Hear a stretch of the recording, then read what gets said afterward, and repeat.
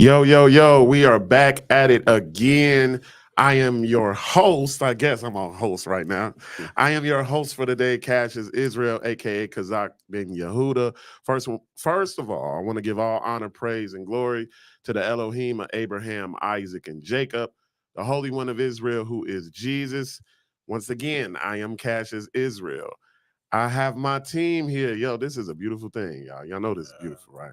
We finna get it in today. But first of all, I represent the Walls of Jericho, Biblical and Historical Studies, Hebrews in the Hood Entertainment. I have my people here, my boy Big Homie Yerp in the building. I'll praise the Most High. Smooth, super smooth. Man, I got one of my brothers right here, man. My brother Mikael, man. What's going on? Talk to the people, man. Just keeping the faith. Y'all keep the faith. Stay in the script. And that's what it's all about. Yes, Live your sir. holy life, man. That's it. All right, we have one of the sisters on the Brews in the Hood banner. Go ahead, Miss. Tell them your name.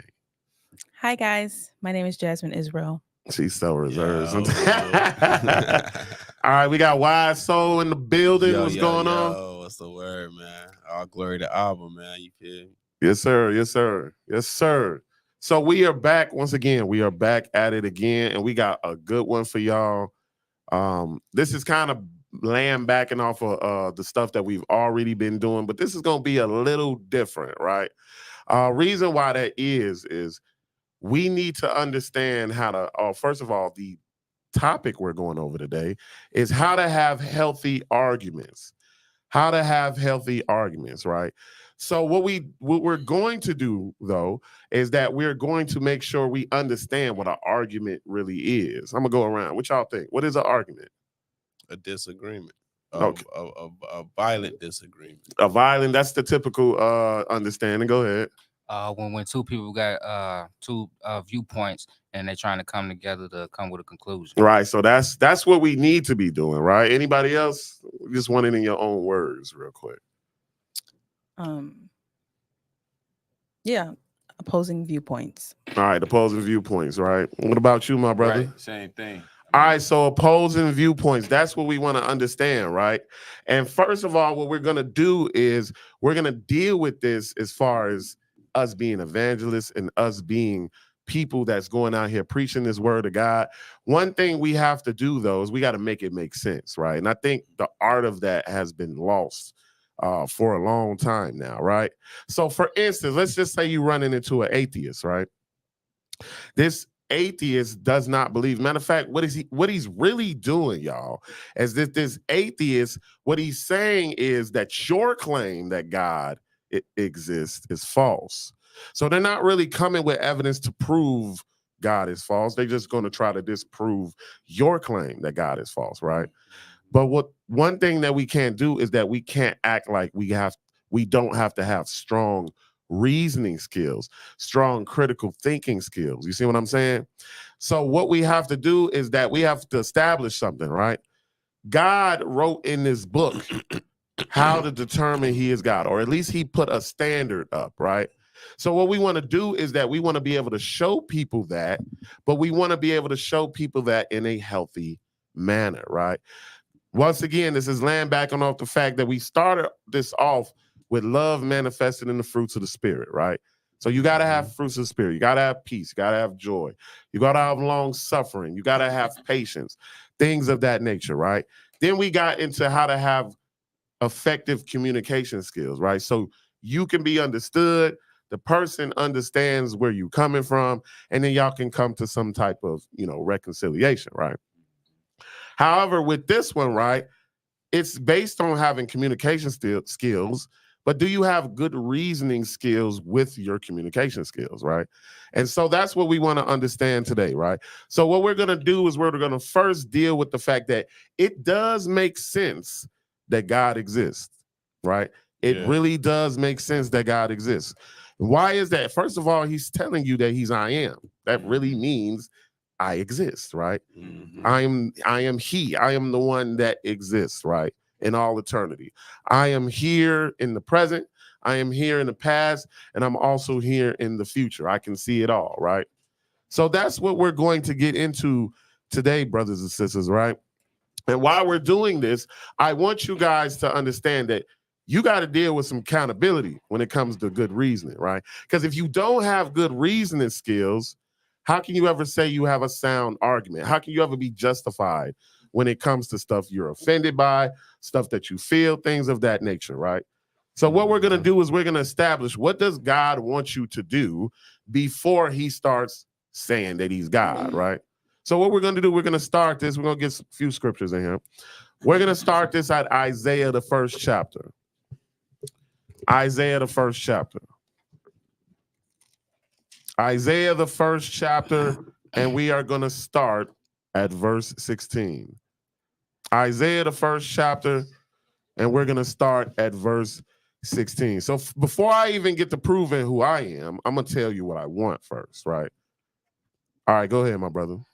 Wash you, make you clean, put away the evil from your doings, from before mine eyes. Go ahead. Cease to do evil. All right, so first and foremost, he's telling you to wash you, make you clean, right? What are you washing yourself of? What are you making yourself clean of? You're making yourself clean of the evil of your doings, right? So first and foremost, let's talk about from an agnostic point of view, right? Agnostic does not claim that God, the point that God exists is false. Agnostic claims he just doesn't know God exists or not, right? So what he's going to end up saying, well, what do you mean? What is evil, right? How am I going to cease to do evil? You got to explain to me what evil is first, right? And so we're going to get to that in a minute. We're going to get to a few examples of that in a minute. Go ahead. Verse 17. Learn to do well. All right, so you got to learn to do well, right? We don't automatically start off knowing what to do. That's right. But you got to learn to do well, right? What are some of the things you got to learn? Go ahead. Seek judgment. You got to seek judgment, right? So you got to be able to give evaluations, right? You got to seek judgment, right? And if you don't have good reasoning skills, how are you going to have a good judgment? Because that's your conclusion, right? Go ahead. Relieve the oppressed. All right, so you got to relieve the oppressed. So if people are oppressed, you want to relieve them some type of way, right? Go ahead. Judge the fatherless. Plead for the widow. All right, so he wants you to do these things. These are some judging the fatherless, or being there for the fatherless and the widows. That's one of the main things God always really talks about, right? These things are not bad principles. So even if I want to sit here and say God doesn't exist, what am I really losing? Mm. What am I losing if he does exist and all he's telling me is to do this? What is so bad about seeking judgment, relieving the oppressed, judging the fatherless, and pleading for the widow, right? So now what is he instructing us to do, right? Go ahead. Come now and let us reason together. Right, so we want to reason together. He's telling you that for a reason, right? He's telling you that because you can't just be out here speaking facts from emotions, right? And we're going to get into all that. What does it look like when you're starting to use your emotions and not make sense? We're going to get into that as well, right? So he said, come now and let us reason together. Go ahead. Said the Lord. Though your sins be as scarlet, they shall be as white as snow. Go ahead. Though they be red like crimson, they shall be as wool. All right, so even though you messed up, you all out here messed up, right? You ain't right in the head, right? However, if you're willing to wash yourself and clean yourself of the evil of your doings, right? If you're willing to learn to do well, to seek judgment, to relieve the oppressed, right? To judge the fatherless and the widow, and if you're willing to come together to reason, though you messed up, right? Verse 19, go ahead. If ye be willing and obedient. Right, so you got to be willing and obedient, but here goes. If you're reasoning together, that means if I'm asking you to do something, I'm going to provide something as proof that I exist, at least, right? And what is that? Go ahead. If ye be willing and obedient, ye shall eat the good of the land. Right, so let's get the context here. This is talking about Judah, right? So he's saying, let us reason together, because Judah went off. Judah is starting to worship all these other gods. And what's crazy is if you believe in these other gods, they have to still fit the same criteria that this God that you're worshiping now, or supposed to be worshiping, is giving you, right? So we're going to see what that is. But he said, after all of this, if you be willing and obedient, ye shall eat the good of the land, right? So people be like, well, we ain't eating the good of the land now. Gotta read some more of the book. He tells you when that time is going to come, right? I want That's to throw right. that out there. Uh-huh. All right, verse 20, go ahead. But if ye refuse and rebel, So that's the flip side, right? So we can reason together, but only if you're willing and obedient, I can work with you. But if you refuse and rebel, go ahead. ye shall be devoured with the sword. Uh-huh. For the mouth of the Lord has spoken. That means that in life, brothers and sisters, if this is actually true, you should see it. That's the point of all this, right? So now the person that you're reasoning with has to be able to see your point. And if they're not willing to see your point, they're living in a fallacy, right? We're going to get to all of that. They refusing and rebelling. They refusing and rebelling, right? We're going to get into all of that. All right, let's go to Isaiah, the 41st chapter. 41st chapter. Now we got to set a criteria here. How do we know he is God? How do we know he is God? Because people are asked these things. How do you know God is God? What faith is really the real faith? How do you know? How can you tell which one of these religions, quote unquote, is the real religion, right? Right. So let's see if we can get a criteria, because this God is saying this. So if your God can do the same thing, now we gotta do an evaluation on that God. But if no other God can do what this God is doing, then we got to say this is the truth, right?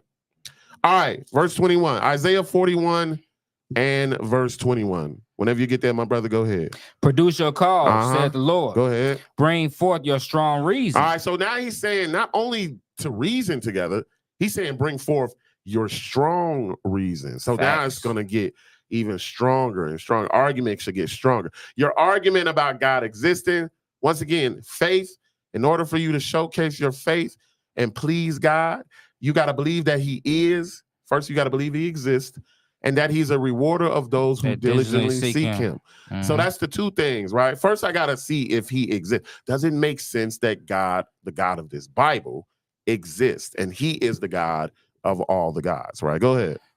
Produce your cause, said the Lord. Uh-huh. Bring forth your strong reason, Go ahead. said the King of Jacob. All right, so he's telling everybody to come and bring forth your strong reasoning. Go ahead. Let them bring them forth, Right, so bring forth your strong reasoning, right? Go ahead. and show us what shall happen. So let's go see what's going to happen, right, in the present, right? We're going to see what's going to happen in the present time, right? Go ahead. Let them show the former things. Let's see what's happening in the past. Let's look at this history. Let's see if you can create a track record of something in the past, right? Of showing what happened in the past, right? Go ahead. what they be, All right, you got to describe what happened, right? What they be. Go ahead. that we may consider them, Uh-huh. and know that the latter of them. Right. So even though I got the former things, eventually that time is going to pass. So then I'm going to know the latter end. I got to make a track record of what's going on in reality, right? Go ahead. Or declare us things for to come. All right, so we talking about prophecy. So not only am I going to show you things that's why I am, y'all. And he's declaring this, right? Not only am I going to show you things in the present, I'm going to show you things in the past. And I'm also show you things in the future, but that's just in this life. Just in this life, first and foremost, right? Then what does he say? Go ahead. Show us the things that are to come hereafter. And then show things that are going to come here after. So you got to show the present, you got to show the past, and you got to show the future in life, and then the life hereafter. Mm. That's how he's saying that he is God, right? Mhm. So if another God can't do this, Worthless. it's worthless. There is no argument, right? So now we are critically thinking here, right? Instead of just going to people and God exists. My mama said God exists, so God exists, right? We're going to see what that is as well. Go ahead, verse 23. Show the things that are to come hereafter, All right, go ahead. that we may know that ye are God. Right, so all of this is confirming that if you do this, then we got to at least evaluate that ye are gods, right? Go ahead. Yeah, do good and do evil, Uh-huh. that we may be dismayed and behold it together. Right, so we got to make an assessment here to see if this is God, because we are reasoning together, right? But let's see what he says, verse 24. Behold, ye are nothing. You ain't nothing, Mhm. right?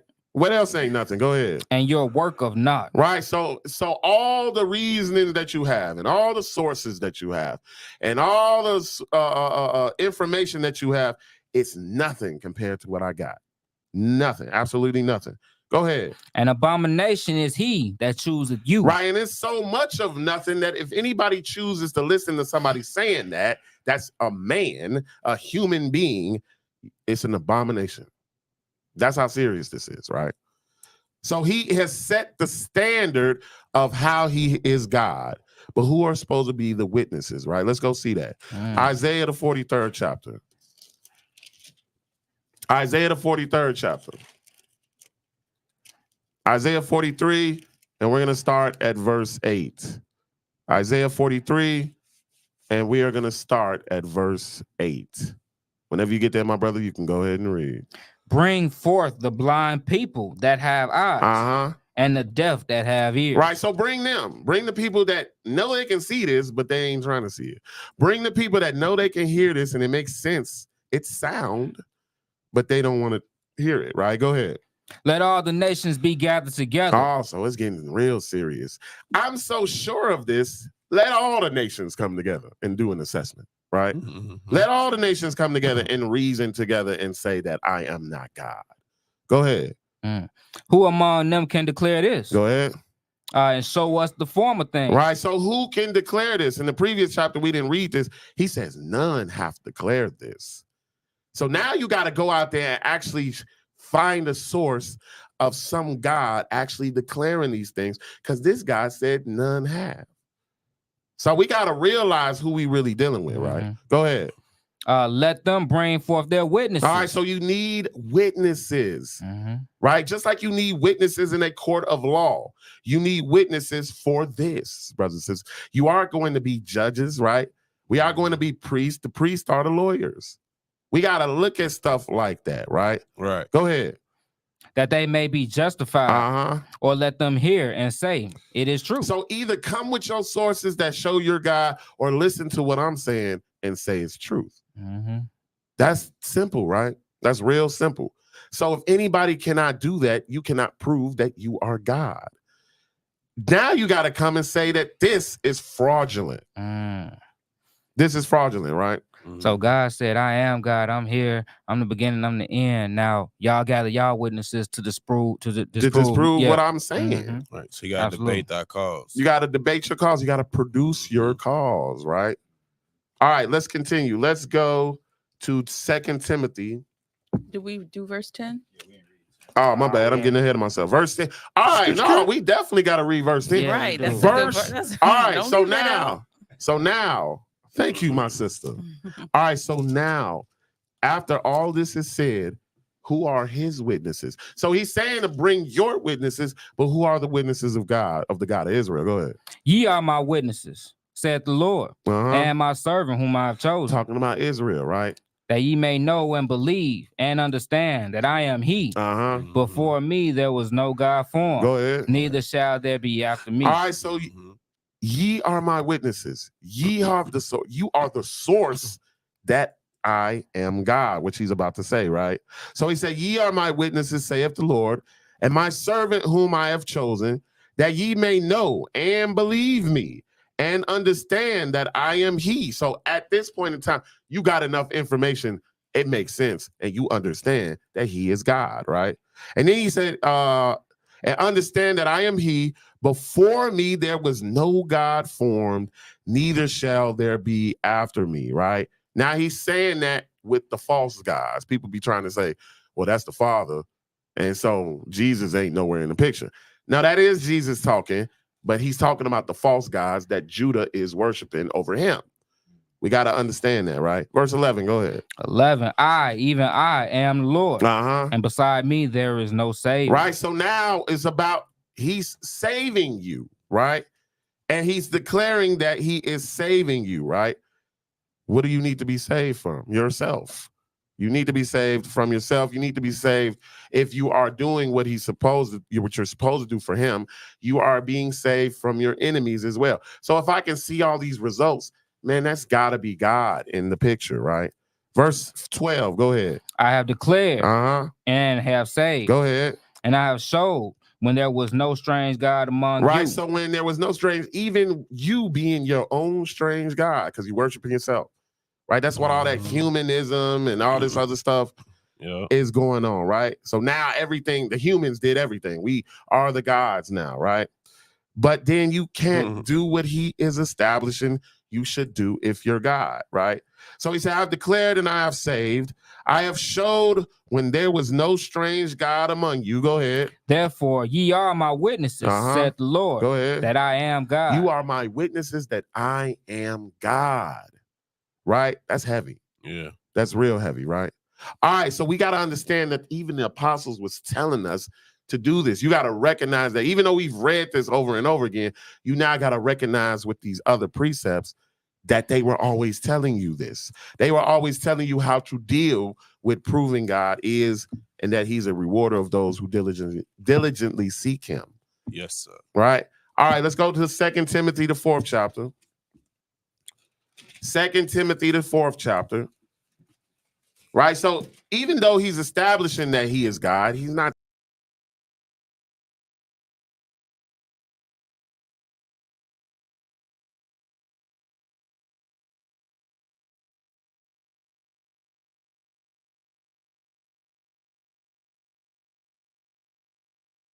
grievous, right?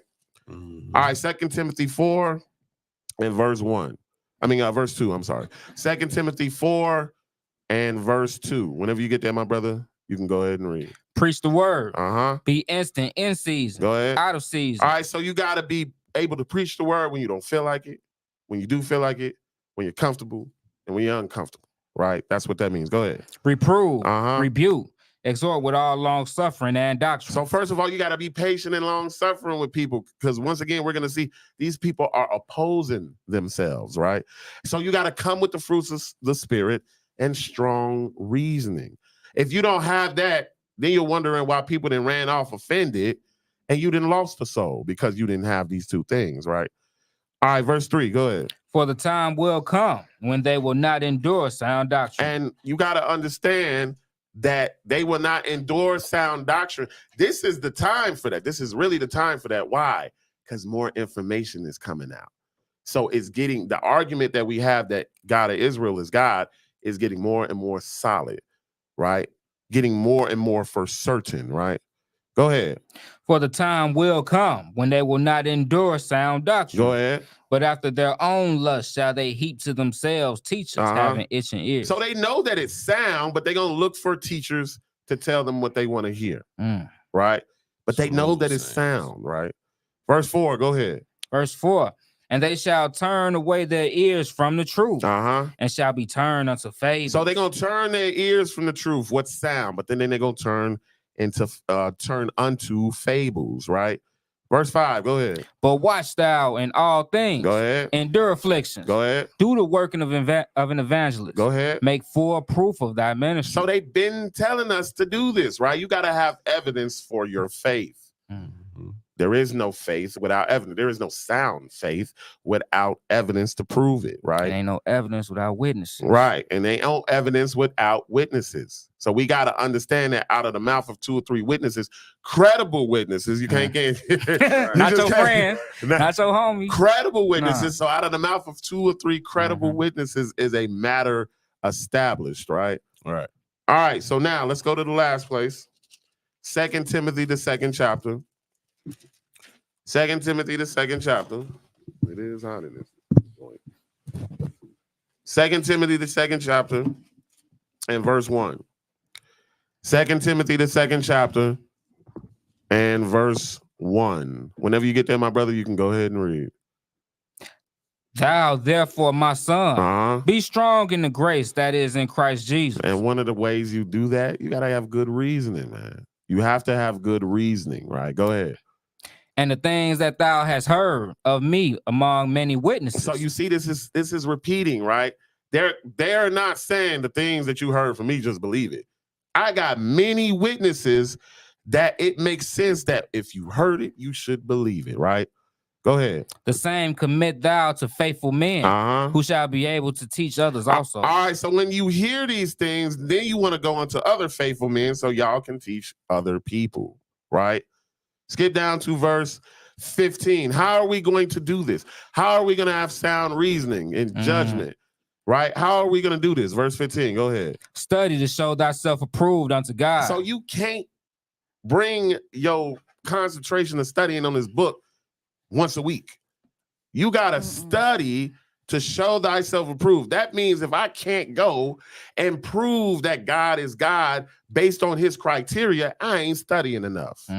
Absolutely. I'm not studying enough, right? Why is that? Go ahead. A workman that needed not to be ashamed, Uh-huh. rightly dividing the word of truth. So you got to rightfully divide the word of truth. In order for you to do that, you got to study. You have to study, right? And if you don't study, what is going to happen? Go ahead. But shun profane and vain babbling. You're just going to be babbling for nothing, right? And it's going to be profane, right? Because eventually you're going to start going at it with each other, insulting each other, and having filthy communication, right? Go ahead. For they will increase unto more ungodliness. And that's what I just said. That's the more ungodliness, right? And we're not going to get nowhere. Nobody's going to come to a medium. Nobody's going to come to a sound argument. We're just not going to get nowhere, right? Go ahead. Skip down to verse 22 and go ahead. 22. Flee also youthful lust, but follow righteousness, faith, charity, peace, with them that call on the Lord out of a pure heart. All right, so say, for instance, you got somebody and you talking to them and they're not trying to hear this, that, and third. Now you got your ego going. I'm finna slice them. Man, no, don't do that, right? You don't want to sit here and do that. That's youthful love. That's vainglory. You don't want to do that, right? So you got to follow righteousness, faith, charity, peace with them that are called on the Lord out of a pure heart. Remember, with faith, though, you got evidence. So you got enough evidence for people to believe. So now it's how you come to them, right? Verse 23, go ahead. But foolish and unlearned questions avoid, knowing that they do gender strife. Right, so you know when somebody's asking you a question and they don't really want to hear what you're talking about, they trying to tempt you. They trying to trip you up, right? Avoid them questions, them foolish, right? And they unlearned. Go ahead. And the servant of the Lord must not strive, but be gentle unto all men. Go ahead. Apt to teach, patient. All right, so you have to do this to be able to teach effectively, right? And the servant of the Lord must not strive, right? So you got to avoid the foolishness, right? Verse 25, go ahead. And meekness, instructing those that oppose themselves. So you got to be meek when you instruct those that oppose themselves. They're opposing themselves. They don't even realize they're doing it, right? Right. Because they just want to hold on to that desire that they have. But then once again, maybe they don't want to hold on to that all their life, right? So we got to look at that, right? Go ahead. If God peradventure will give them repentance to acknowledge of the truth. And you don't know what soul out here has that in them, right? Because God can give them the acknowledgement to receive the truth. But then you go in there and you insult them and you doing all this other stuff with this filthy communication. You ain't got the fruits of the spirit. You didn't offend them. Now you're a stumbling block, right? Go ahead. And they that may recover themselves out of the snare of the devil, go ahead, who are taken captive by him at his will. And so we have to realize that is that the devil got these people captive by his will, and they're opposing themselves. And some of these people, they're going to wake up, but you can't come to them gender and strifes. You can't come to them like that, right? So once again, we have love manifested through the fruits of the spirit. We have effective communication, and now we're going into strong reasoning, how to have healthy arguments, whether you're trying to prove God exists or whether I'm trying to mend my relationship with somebody else, right? Right. And then with people, when you do have a sound argument, you got to get to the point where you're able to yield to a sound argument. That's the next process. Are you able to humble yourself and yield to a sound argument, right? So we're going to get into this, right? We're going to answer the question of what is a critically thinking argument, or what are critically thinking arguments, right? So I'm going to go around the room. What y'all think? Critically thinking argument. A critically thinking argument, when you take your time to process your information, the other party's information, and you come up with sound reasoning, sound conclusion. All right, what about you, my brother? Yeah, I say it's the same thing. You know, because the scriptures say, you know, a wise man, he hear a matter before he answers. So you got to think about it. Mhm. Right. Because You if got- you don't, if you operating off of your emotions, it'll go south. It'll go south real Yeah, quick. it'll go south. Profit's nothing. Right. Go ahead, my sister. My sentiments, exactly. A woman of short words. That's okay. All right, go ahead, my brother. Jay. Wise soul. Yeah. Give us that wisdom. No, honestly, I mean, that's what I'm backing on what Brother Mikael said, and honestly caught me off guard though. All right, what is a critically thinking argument to you before we even get into this? Critically thinking? Honestly, I don't know. All right, that's a good answer, right? Sometimes we don't know. That's what we're here to figure out, right? All right, we got my brother 12 Deuce in the building. He has joined us. Another one of the Brews in the Hood members. Introduce Peace, yourself, sir. Peace, my brothers. 12 Deuce, aka Brother Ben. How y'all doing? Peace, my family. Big homie Yurt. My brother Mikael, ain't seen you in a while, man. I'm like actually happy, like I'm excited to see you right now, right? Sister Jasmine and everything. Brother Jay, how's it going? All right. Y'all back in the booth. My wife back there, man.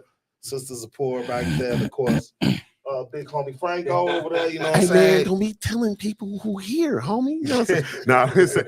No, but what is a critically thinking argument to you, sir? I would say that a critically thinking argument is when you hear both sides of each person's argument. Let's just say, like in a court case or something like that. That's a critically thinking argument because both parties, they done sat down, did the research and everything else, and they gotta actually basically listen to each other instead of just when you're on just a regular argument, you just waiting for the next person to finish so you can hurry up and get your point out. You know what I'm saying? Yeah. When you do it in a critically thinking argument, you actually taking in consideration what the other person is saying, Right. you know, really thinking on it and like, okay, they might have a point and I could be wrong with my argument. You know what I'm saying? You basically just, you're going back and forth and thinking about each other's what they're saying instead of just waiting to talk. You know what I'm Right. saying? Y'all see how he answered that? He ready. He ready. A critically thinking argument. He ready, yo. All right, so good. So we're gonna get into this, y'all. And so we're gonna establish some things about a critically thinking argument before we really get into the meat of things, right? So what are critically thinking arguments? Who got it? It don't matter. Okay.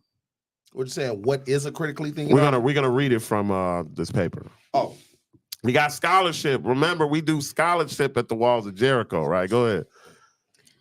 In critical thinking and logic, argument has a particular meaning. All right, so in a critically thinking argument or critically thinking and logic, argument has a particular meaning because we got to get the normal typical understanding of what this meaning is exclusively, right? Go ahead. It refers to a set of statements Uh-huh. consisting of one conclusion and one or more premises. All right, so now a critically thinking argument is a statement. First of all, an argument is a statement that you made. You done made a statement, so somebody is going to rebuttal back to you whether they agree with it or An not. opposing statement. An opposing statement, yes. All right, and it's consisting of one conclusion or one or more premises. We're going to see what that is. Go ahead. The conclusion is the statement that the argument is intended to prove. Go ahead. The premises are the reasons offered for believing that the conclusion is true. All right, so I believe this is true, and these are my reasonings, so that is why I think it's true. So the premise is your so-called facts. Yeah, your so-called facts, right? Your Okay. reasoning, your evidence, right? Okay.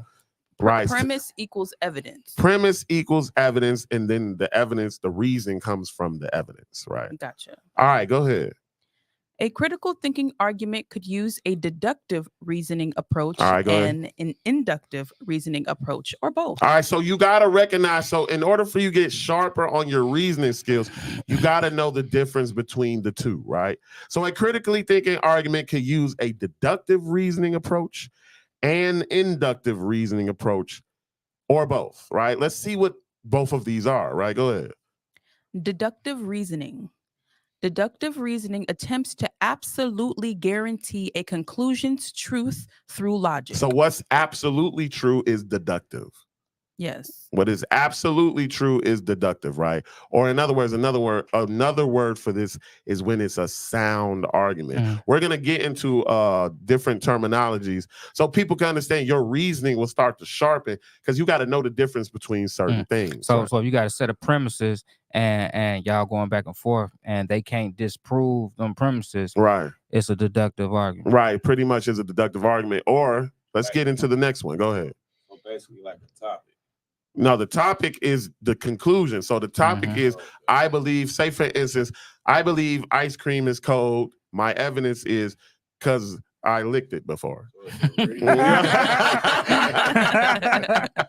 Right. So it's as simple as that, right? So if you're able to think that simply about it, then when you start to get more advanced and adding your evidence, then you'll have better conclusions about things. And then you'll start getting sharper and sharper and sharper. But let's see what the next form of reasoning is. Go ahead.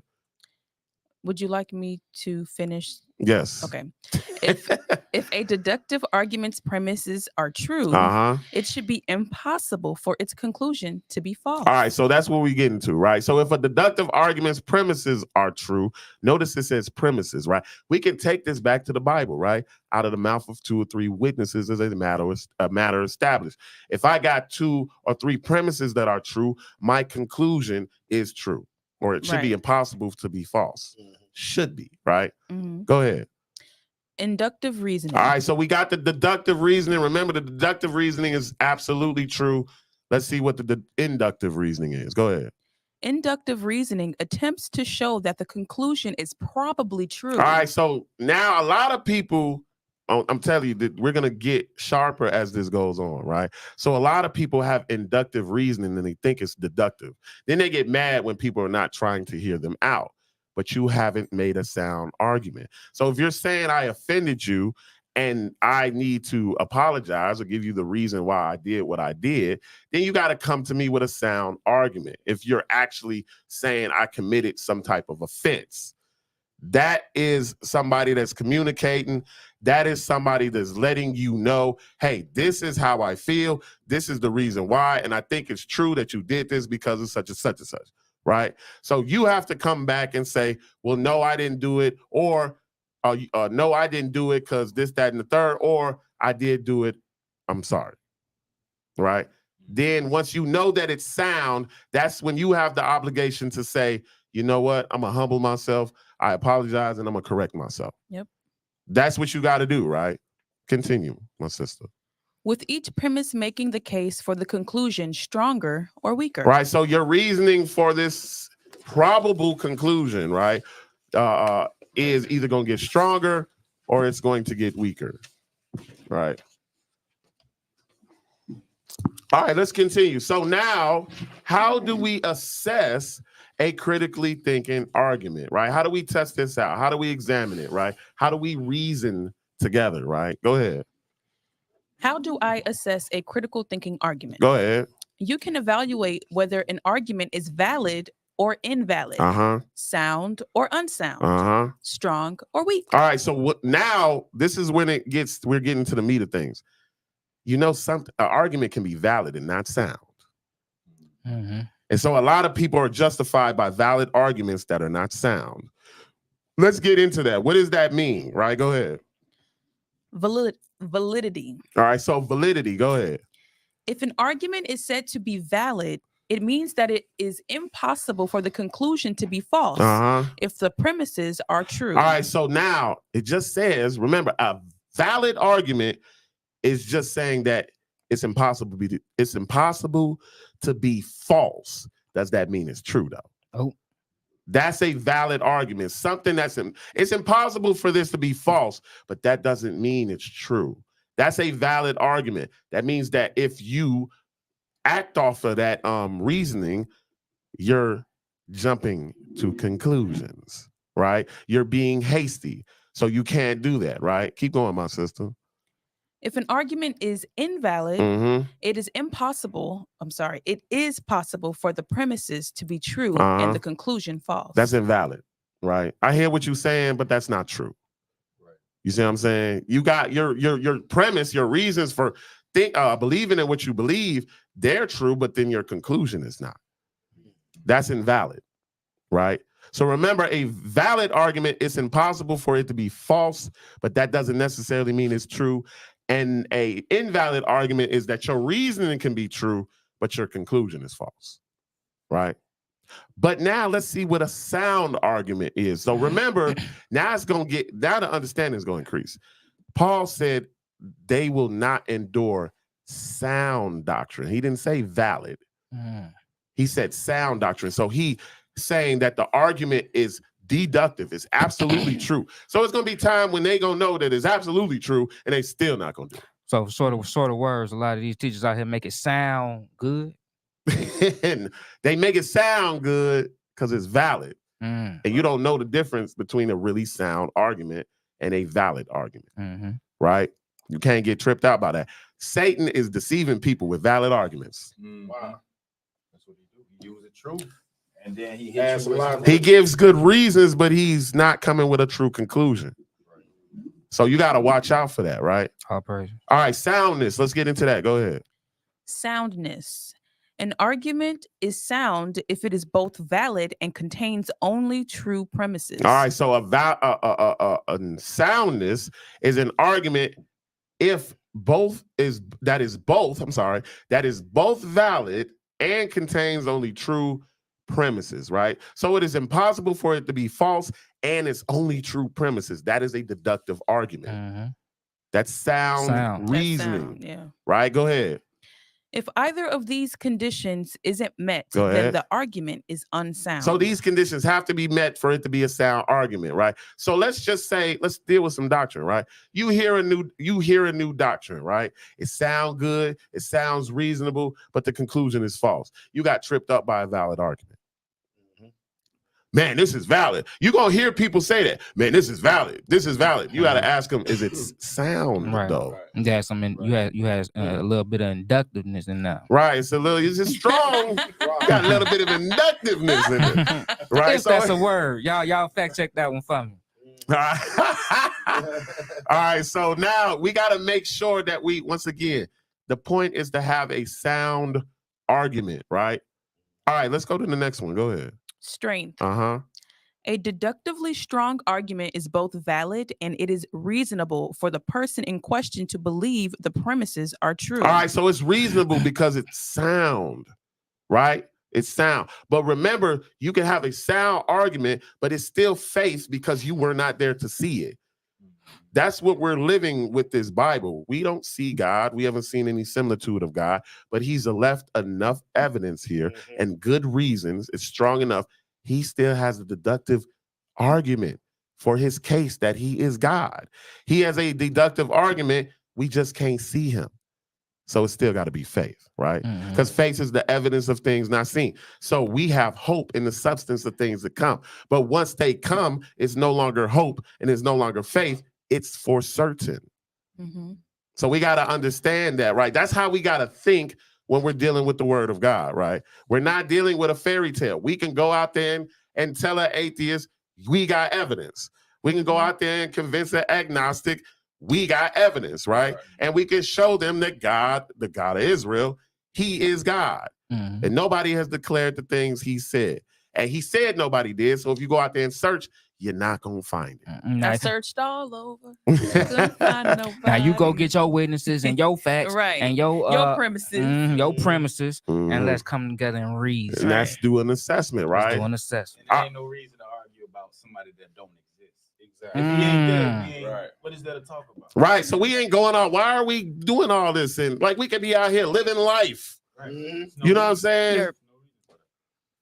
We can be out here living life instead of keeping rules that by a God that really don't exist. Right. It don't make sense. Right. When Paul say our faith is in vain. If we don't believe in the resurrection and all that, what are we doing this for? Right. Like you said, he left too much evidence out here to show that he's him. Right. You know Too what much I'm saying? evidence. It's too much evidence. Now, this is going to make you understand the rich man and Lazarus story, right? Because at the end of that, he said, man, I want to be able to come back, right? and tell my brothers not to come to this place. Hey, if they ain't got Moses and the prophets, they not going to believe even if somebody came and raised someone from the dead. That's how certain it is. Because it could be sound doctrine and they still not going to hear it. Exactly. And how sounded can you be if you come back from the dead? I'm an eyewitness. Right. I It's am me. an eyewitness I'm that an this eyewitness. guy. Think about it. Somebody actually did that. Jesus himself Right. came back from the dead and they still didn't believe. Right. So it's something that when we go through, we got witnesses, we got the apostles, we got the prophets, we got all these witnesses that testify to this God being the God, right? But then they're saying, hey, believe in the things that you've heard because we got many witnesses. Right. They're not saying, man, it's a fairy tale. Man, just believe. Don't even question it. No, God said what? Prove me. Mhm. You're right. Mm. Prove me, right? Right. So all of these things, now you can understand, man, if we go through the rules of critical thinking, now you can understand that God was telling you to do this all along, right? All right, let's go to the next one. Let's keep going. Go ahead. In a deductively weak argument, Mhm. the person considering the premises may have good reason to doubt them. All right, go ahead. When an argument is inductively strong, Uh-huh. the truth of the premises make the truth of the conclusion probable. So it's probably, remember, these probably true. It's a valid argument, but that don't mean it's sound, right? Go ahead. In contrast, in an inductively weak argument, Uh-huh. the truth of the premises do not make the truth of the conclusion probable. So it's not valid, right? Your reasoning ain't even making the conclusion probable. It can't even probably be true. Your reasoning is off, right? But it's still an argument. It's just an inductively weak argument. It's probably true, but it's really weak, but it's probably not true. Most than likely it's not true, though, right? All right, continue. Go ahead. Counterexamples. All right, counterexamples. Another word for counterexamples are rebuttals. So I'm giving my rebuttal. I hear an argument, I don't agree, therefore I'm going to give my reasoning for why I don't agree. That's a counterexample. Go ahead. A counterexample is a consistent story which shows that an argument can have true premises but a false conclusion, Go ahead. rendering it invalid. Right. So now that's what I'm gonna keep picking at you because I see fallacies in your argument, and now I'm finna make it invalid with my rebuttals and with my counter arguments. My counter examples, right? So I'm going to prove that your argument is invalid. Go ahead. A valid argument is not necessarily true, and a weak argument is not necessarily false. So now we got to keep reasoning together until we get to a deductive conclusion, right? Yes. And that sounds like a lot, but if you really love somebody, you gonna do that. You really gonna do that, right? Go ahead. All of these fundamentals can be applied both in the simple practice arguments and then to more complex problems of the type you might encounter in real life. All right, so now we got to understand that you're taking this with you in life. You have to know how to have good reasoning skills. So the source for that is Critical Thinking Arguments for Beginners, criticalthinkingsecrets.com, right? All right, now let's see what's the reverse of a critical thinking argument, right? Go ahead. 10 terms on fallacies for an argument. So if an argument is invalid, it's fallacious. Fallacious. Right? It's a fallacy, right? Go ahead. What is a logical fallacy? All right, so what is a logical fallacy? What makes an argument invalid or fallacious? Go ahead. A logical fallacy is an error in reasoning that occurs when invalid arguments or irrelevant points are introduced without any evidence to support them. Right, so that's a fallacy, right? So I'm going to do all this other stuff as my evidence to support my conclusion, but it's really not evidence. It's a fallacy, right? It's false. That's what a fallacy is. It means it's false. Fallacy means your conclusion is false, right? Right. Go ahead. People often resort to logical fallacies when their goal is to persuade others. Oh, that sounds like pride. Yep. That sounds like pride to me, right? You don't care about the sound argument. I just want to persuade somebody that I'm right, even if I'm wrong. Yeah. You can't have that in your spirit, right? These are spirits. So when you test in people's spirits, this is what you're going to look for, right? You're going to look for what is going on in their behavior, right? That's how you test the spirits, right? Go ahead. Because fallacies appear to be correct, even though they are not, Uh-huh. people can be tricked into accepting them. Right. So people are tricked because they sound valid, even though it might not even be enough evidence, but it sounds good. Right. But it's not sound. I see how I did that. For sure. Right. So now we got to understand what these terms are, right? And we're about to get into that. Go ahead. Most logical fallacies involve arguments. Uh-huh. In other words, one or more statements, called the premise, Uh-huh. and a conclusion. Go ahead. The premise is offered in support of the claim being made, which is the conclusion. So the reason I believe and this is true, right? Go ahead. In other words, a logical fallacy violates the principles of critical thinking because the premises do not sufficiently support the conclusion, Mhm. while a factual error involves being wrong about the facts. All right. So now let's get into what that looks like. So the first fallacy, go ahead. Ad hominem. Is that how you pronounce Yes, it? ma'am, it is. Ad hominem. So an ad hominem fallacy, go ahead. Is a logical fallacy that involves a personal attack. So an insult. So I start using insults as my evidence for my conclusion. Go ahead. An argument based on the perceived failings of an adversary rather than on the merits of the case. All right, so we got an argument, right? We think that cheeseburgers are really good, right? But I'm gonna sit here and be like, man, your shoes dirty, man. Had nothing to do with cheese. Nothing to do with the price of tea in China. Cheeseburgers ain't good. His shoes dirty. How you know? How he know cheeseburgers is good? Dirty shoe wearing. You know what I'm saying? How he know that cheeseburgers is good? Right? go ahead. In short, it's when your rebuttal to an opponent's position is an irrelevant attack on the opponent personally rather than the subject at hand. Right. So if you know you do this, right, you get into heated arguments, right? The fights. Now it's heated argument. Now nobody is even trying to actually come to a sound conclusion. Right. You just want to persuade them that you're right. So I'm gonna throw a ad hominem at you. Right. Maybe if I insult you enough, you know what? You're right. I'm just gonna be quiet.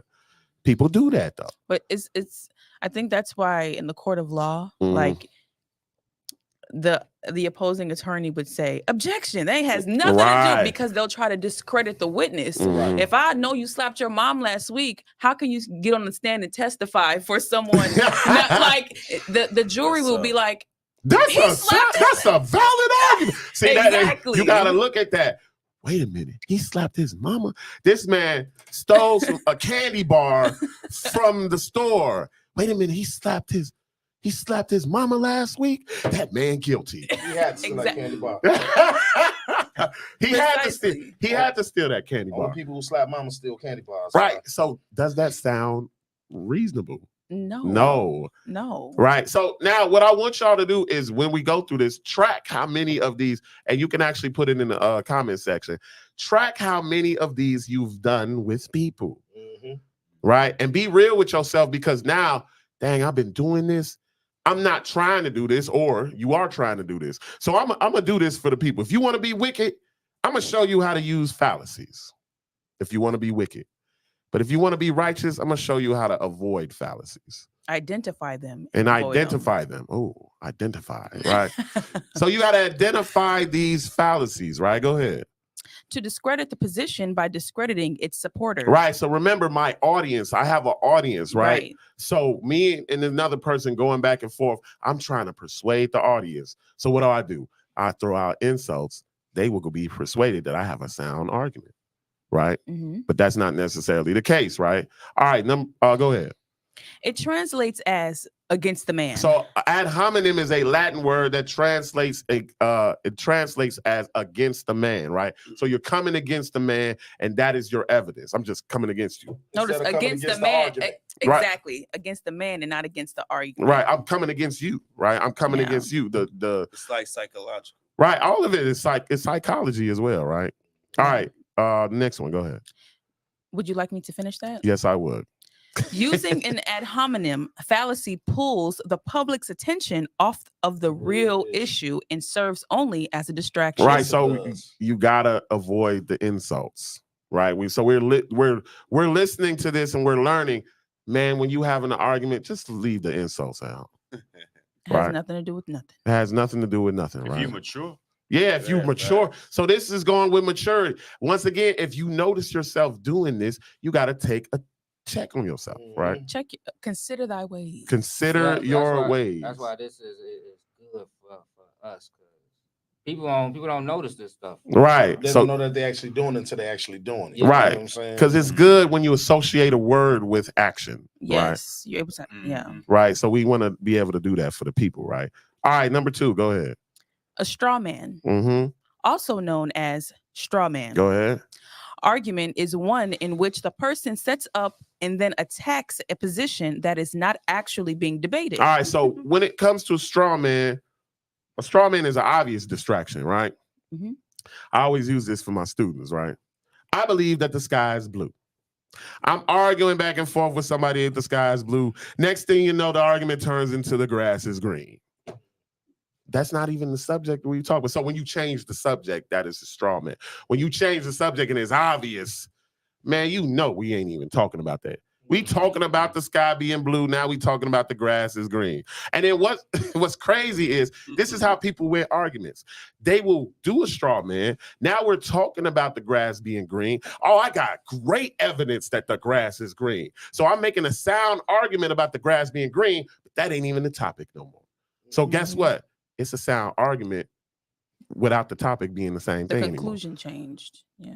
So now we can't have the same conclusion because the topic has changed. Right. And you purposely change the topic so that you can persuade the other person or whoever is looking at you. audience. It's the audience, right? I said that's deflection. That's deflection, right? That's deeper than deflection. That's deeper than deflection, right? We're gonna see that there are levels to deflection, is what I'm saying, right? Keep going, my sister. The term straw man refers to a straw-filled scarecrow, Uh-huh. a literal dummy that is easily attacked and destroyed. Don't be no dummy. Don't be no dummy. Somebody Mom ain't raised no fool. don't be no dummy, right? Somebody coming to you, and then now you're not even focused. Next thing you know, you agree with their argument, but dang, wasn't we talking about the sky was blue? Mhm. Man, I agree with you. The grass is green, but we ain't even talking about that no more. That's Right. why when you're in one of them arguments, you always got to stay on track. You got to stay focused because Yeah, somebody can easily just say 2 words and then y'all on a whole whole Totally different different subject. Topic. and like, wait, hold on, I didn't get my point across with the first subject. Hold on now. Right. Yeah. And you will find that when you out evangelizing or dealing with people with the word, Mhm. and you could be talking about, all right, man, we don't supposed to be celebrating Christmas. And they going on to something completely different, like, well, you need to be in your prayer closet and this and that. And I'm like, well, hold on. Well, what about Christmas? Why you got the tree up in your house? You know, Mhm. that's where we started in. Mhm. And I've been in situations like that where people done really tried to turn the corner. I'm like, hold on, let's bring it right back to the front. Let me answer this first question first, or Mhm. you answer this first question first, then we could go on to the next thing. You know what I'm Right, saying? yeah. That's so you gotta be on point. You gotta be focused, Yeah. right? Right. All right. Or you could just be having a simple conversation or disagreement with somebody, and they could throw a red herring in the mix. You know what I'm saying? Oh, Yeah. he getting Try to- ahead. He Yeah. getting ahead. Try to- yeah. Oh, my bad. Go ahead. All right, so continue, my sister. So a literal dummy that is easily attacked and destroyed, right? Go ahead. As opposed to a logical, critically thinking human opponent. All right, so you got to be a logical, critical thinking person, right? Otherwise, you're going to get hit with false statements and people going to change the subjects. People going to be throwing insults at you. People going to be making the subject, obviously changing the subject, right? But like I said, there are levels to changing the subject and deflecting, right? Let's see the next one. Go ahead. A red herring Uh-huh. is a Diversionary, yeah. A red herring is a diversionary tactic that is used to distract one away from the actual issue being debated. Uh-huh. And the straw man is one method of doing this. All right, so once again, the straw man is the obvious distraction, but the red herring is real subtle, right? That's the difference between the two. And man, I'm telling y'all, Satan is the master at the red herring, Mhm. right? So let's just say we're taking the same example. The sky is blue, right? So we're still talking about the sky, but it went from us talking about the color to, the sky just really makes me feel all good and this, that, and the third, and what the bed. Well, why does it make you feel good, brother? Because such and such and such. You know what that sound? I agree with that. Well, what happened to the color? Right. That's a red herring because once again, we're still staying. It sounds like you're staying on topic because we're still talking about the sky, but the actual topic has changed, but it's subtly changed. Yeah, you like kind of diverted just a little bit. Just a little bit, right? Yeah. And people who are trying to win arguments and just persuade and not come up with sound arguments, they are masters at the red herring. And you got to watch out for that, right? Because people will get you, right? Yep. All right, go ahead, my sister. The appeal to ignorance All right, so you appealing to ignorance. What does that mean? is a fallacy based on the assumption that a statement must be true if it cannot be proven false, Uh-huh. or false if it cannot be proven true. Man, how can God exist and you ain't got no proof that God exists? Is that a sound argument though? Mm-mm. No, right? Because we seen what God said. You ain't got no proof. No, I guess proof. we got some evidence Where that your God proof? exists. I ain't got no proof. You say what? Where your proof that I ain't got no proof? Right. That's what you ask her. Where's your proof that I ain't got no proof? So you got to just so you can start playing with people because I guarantee you say that to somebody, they'll be thrown off. Man, you ain't got no proof. Well, you ain't got no proof. They ain't got no proof. Dang, that sound good. But no, that's not necessarily the case, right? So just because there's absence of evidence does not mean the conclusion is false. Right? That just means you don't have the evidence. The evidence can show up though. Right? Go ahead. A genetic fallacy Oh, so the genetic fallacy. This is something like the ad hominem, but we're going to see the difference. Go ahead. is a fallacy of relevance, which often occurs when one argues that because a certain idea has some negative consequences in the present, Go ahead. or someone whom you're referencing as evidence Mm-hmm. has committed a foul act. Go ahead. Your premise and conclusion must be wrong. All right, so that's going back to, all right, I'm going to keep using the sky is blue, right? So I believe the sky is blue. 12 Dudes got a book about the sky being blue. He got good evidence that the sky is blue, but he slapped his mama yesterday, right? So now, how can I believe the sky is blue when this man slapped his mama yesterday? I don't want to hear it. Even though he got all the proof in the world. And he got facts galore. So you don't want to look at the evidence because he slapped his mama, right? That's not making him a credible witness. no, not a credible. That's not making you a, you know what I'm saying? That doesn't mean you're not. credible You're witness. not You're credible. right. Your Making actions him an incredible witness. doesn't discredit your facts. Right. It Right. doesn't discredit your evidence, right? So that's a fallacy. That's what you call a genetic fallacy, right? Go ahead. Circular reasoning. All right, circular reasoning. Go ahead. Circular reasoning occurs when someone makes an argument in which both the premises and the conclusion must rely on the truthfulness of the other. So I tell an atheist, God exists because God exists.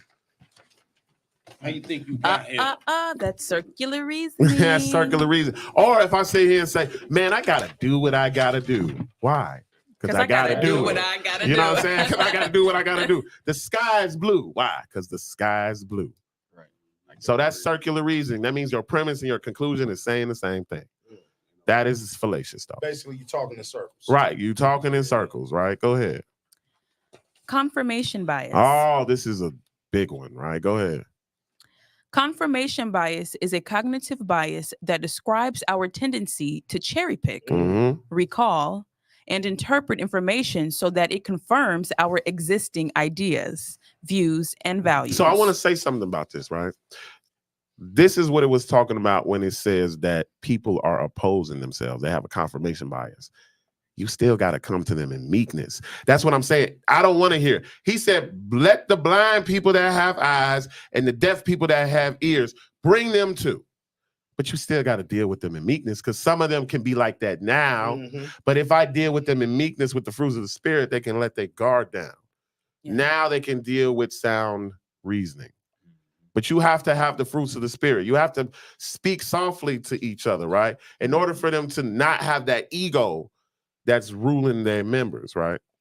So that is a confirmation bias. We're gonna deal with we're gonna come back up here, but I want you to keep reading. We're gonna deal with a bias. A bias is not a bad thing. I want people to understand that, right? You have to have a bias. A bias just means that there's a position that I'm leaning towards more, Yeah. right? So we got a bias about the Bible, right? We've gathered enough evidence to believe that it's true. It's enough reason to believe that it's true. So now it's going to be hard for somebody to say that it's false. You got to really come with a sound argument to say that it's false. So I'm going to lean more towards that.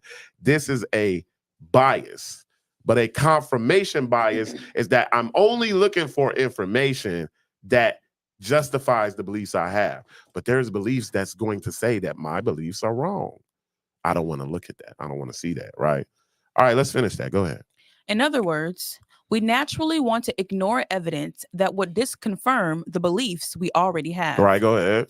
This effect is especially pronounced when the issue is important or emotionally charged to us. Right, so we can't let it go. So we have this bias, so we start ignoring evidence that actually proves that our conclusion is false. We deal with that anytime we're going up against Sunday goer. And you That's- know that.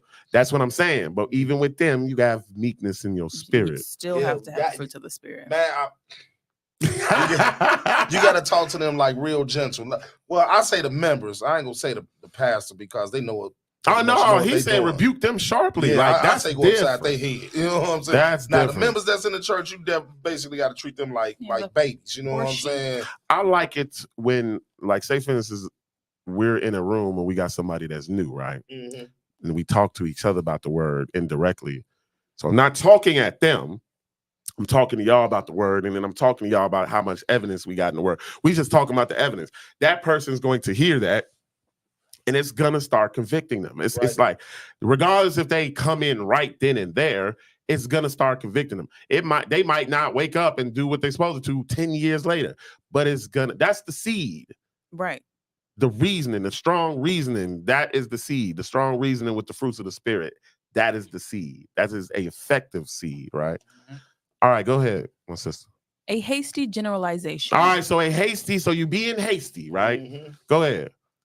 A hasty generalization is one example of a logical fallacy, wherein someone reaches a conclusion that is not justified logically by objective or sufficient evidence. Go ahead. This is also known by several other names. Mhm. Insufficient sample, Go ahead. faulty generalization, Go ahead. biased generalization, Go ahead. jumping to a conclusion. Or jumping to conclusions, right? So I'm being hasty in my reasoning, right? So now, what is jumping to conclusions or hasty generalization? The argument is valid. Oh, it's valid, but you jump to conclusions. You didn't have enough evidence to make a sound conclusion, right? So you jump to conclusions. This is a hasty generalization. That is fallacious, right? So you saying just getting some information and just running with it. Right. It's valid. That's why you It's ran va- with yeah, it. yeah. It was And valid. research it. But you ain't take the time to Make sure the conclusion was absolutely true. So if I So see, basically, you didn't show your work. Mm-mm. so ahead. if we're all in here eating fried chicken and watermelon, right? We're all black, That's how right? we is. We're all into stereotyping. that. I mean, we're all in here going in. That Right. sound like a And bunch of some- jakes. Yeah. And a Gentile walks in Mhm. and they're like, black, fried chicken. Okay. And he goes and tell his friends, Right.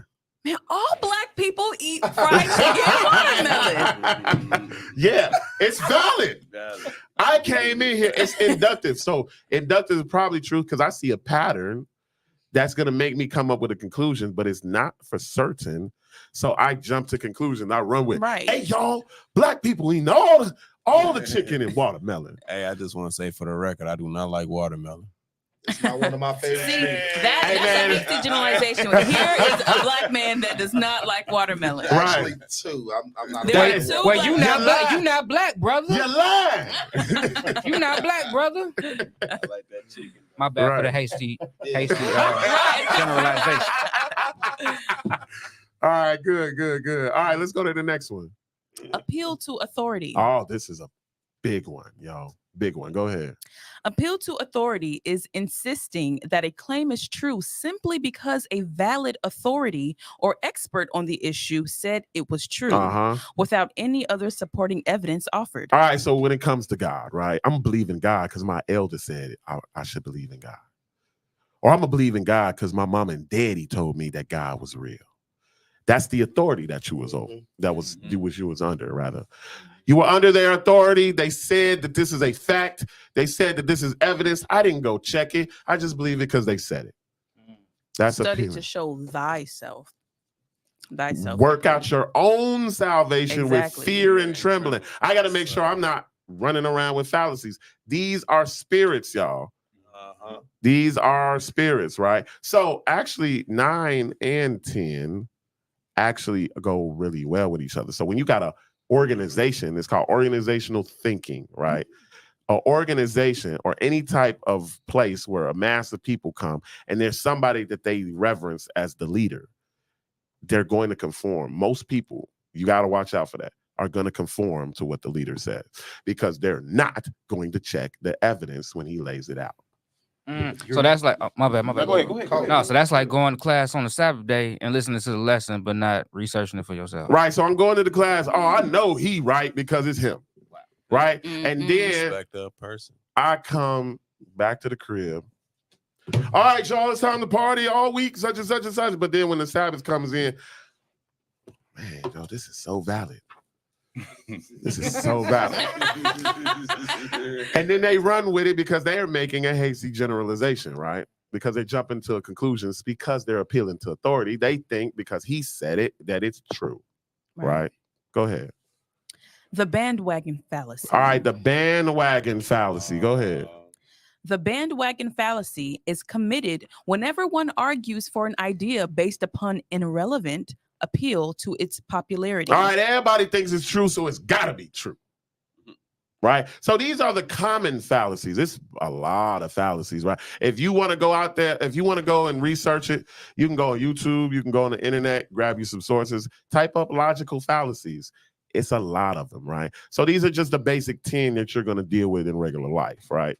You are going to deal with people that throw insults at you, change the subject. They change the subject, obviously change the subject because they think you're a dummy, right? A straw man. A straw man, right? So they obviously change the subject, or they ain't gonna play with your intelligence. So I'm gonna throw you a red herring, right? It's gonna seem like we staying on topic, but it's really not staying on topic, right? Or I'm gonna appeal to ignorance because you ain't got no evidence. I'm gonna make the audience think that my conclusion is true because you don't have any evidence. Right? Or I'm gonna commit a genetic fallacy. I'm not gonna take this source. Ben that wrote this whole thing about the sky being blue, but you slapped your mama. I'm sorry, fam. I'm just sorry. I can't I can't rely on your evidence, sir. Jeanette Brooks, I would never slap you. All right, so circular reasoning, of course, you're going in circles, right? Your conclusion, your premise is saying the same thing. This is not a sound argument, right? Or you got a confirmation bias. You want to believe what you want to believe. So I'm going to look for information that justifies my belief, even though there's information out there that completely invalidates my argument. Right. Right. So I've been arguing wrong all my life. Probably. Dang. Probably. All right. So a hasty generalization. I'm jumping to conclusions. I don't have enough evidence to make a sound argument, right? I'm appealing to authority because somebody is the valid. Notice it says the valid expert. Y'all notice that? He's a valid expert. So most than likely he Like the theologians or whatever they theologians, call it. yeah. Theologians. Like they experts on the Bible, boy. They know exactly what they talking about. But they be Uh, wrong with most of the stuff that they be They saying, could man. be dead wrong. Like, dude, or the people that say that the earth is over 3 billion years old and all that. Mhm. How do you know that? Where's your evidence? That's what I want to know. Where's your evidence, man? Look, I always say On what this. premise are you making this claim? Exactly. Right, exactly. But you're an expert at this. You know, Right. you got a whole, like, people getting paid millions of dollars because they're expert at, like, knowing that the earth is 3 billion years old. But there's no proof. An No. expert at spewing fallacies. Now, what's crazy is that these same people, right, when you get into history, right, show us the form of things. These same people will say, well, writing didn't come on the scene till about 3,300 BCE. So you mean to tell me Real. that nobody knew how to write for 3 billion? years. Come on, fam. 3 billion and a half. Or Come however on. you say it. So if y'all would just take the time to reason and Right. really don't be lazy in your thinking, reason, you will see, man, this stuff don't even make sense. I'm actually making sense out of a fallacious argument. So what would evolution fall under? Man, fallacious. Fallacious is a hasty generalization. Right. Mashavu said in the chat, that's why we have to keep ourselves in check so we can speak truth and be blamed. Right, exactly, right. So if you can't do that if you're around here spitting out fallacies, right? All right, continue, my sister. The name bandwagon fallacy comes from the phrase jump on the bandwagon. All right, so just jump on the bandwagon, right? Just like people, you know, man, you a bandwagon. Like when people talk about the basketball game, Right. LeBron James that went to the Lakers. Now I like the Lakers. Bandwagon fan. You a bandwagon fan, right? Because now everybody likes the Lakers because LeBron is on the Lakers. You didn't like LeBron. You didn't like the Lakers. But everybody else likes the Lakers, so I'm gonna like the Lakers. And now. everybody else like LeBron, so now you like LeBron, or That's your reasoning for liking everybody LeBron. that's under a certain age think he's the GOAT. Yeah. Right. All right, continue, my sister. Or climb on the bandwagon. Go ahead. A bandwagon being a wagon big enough to hold a band of musicians. In past political campaigns, candidates would ride a bandwagon through town, and people would show support for the candidate by climbing aboard the wagon. The phrase has come to refer to joining a cause because of its popularity. I think it's a sound argument that she should be the new Siri.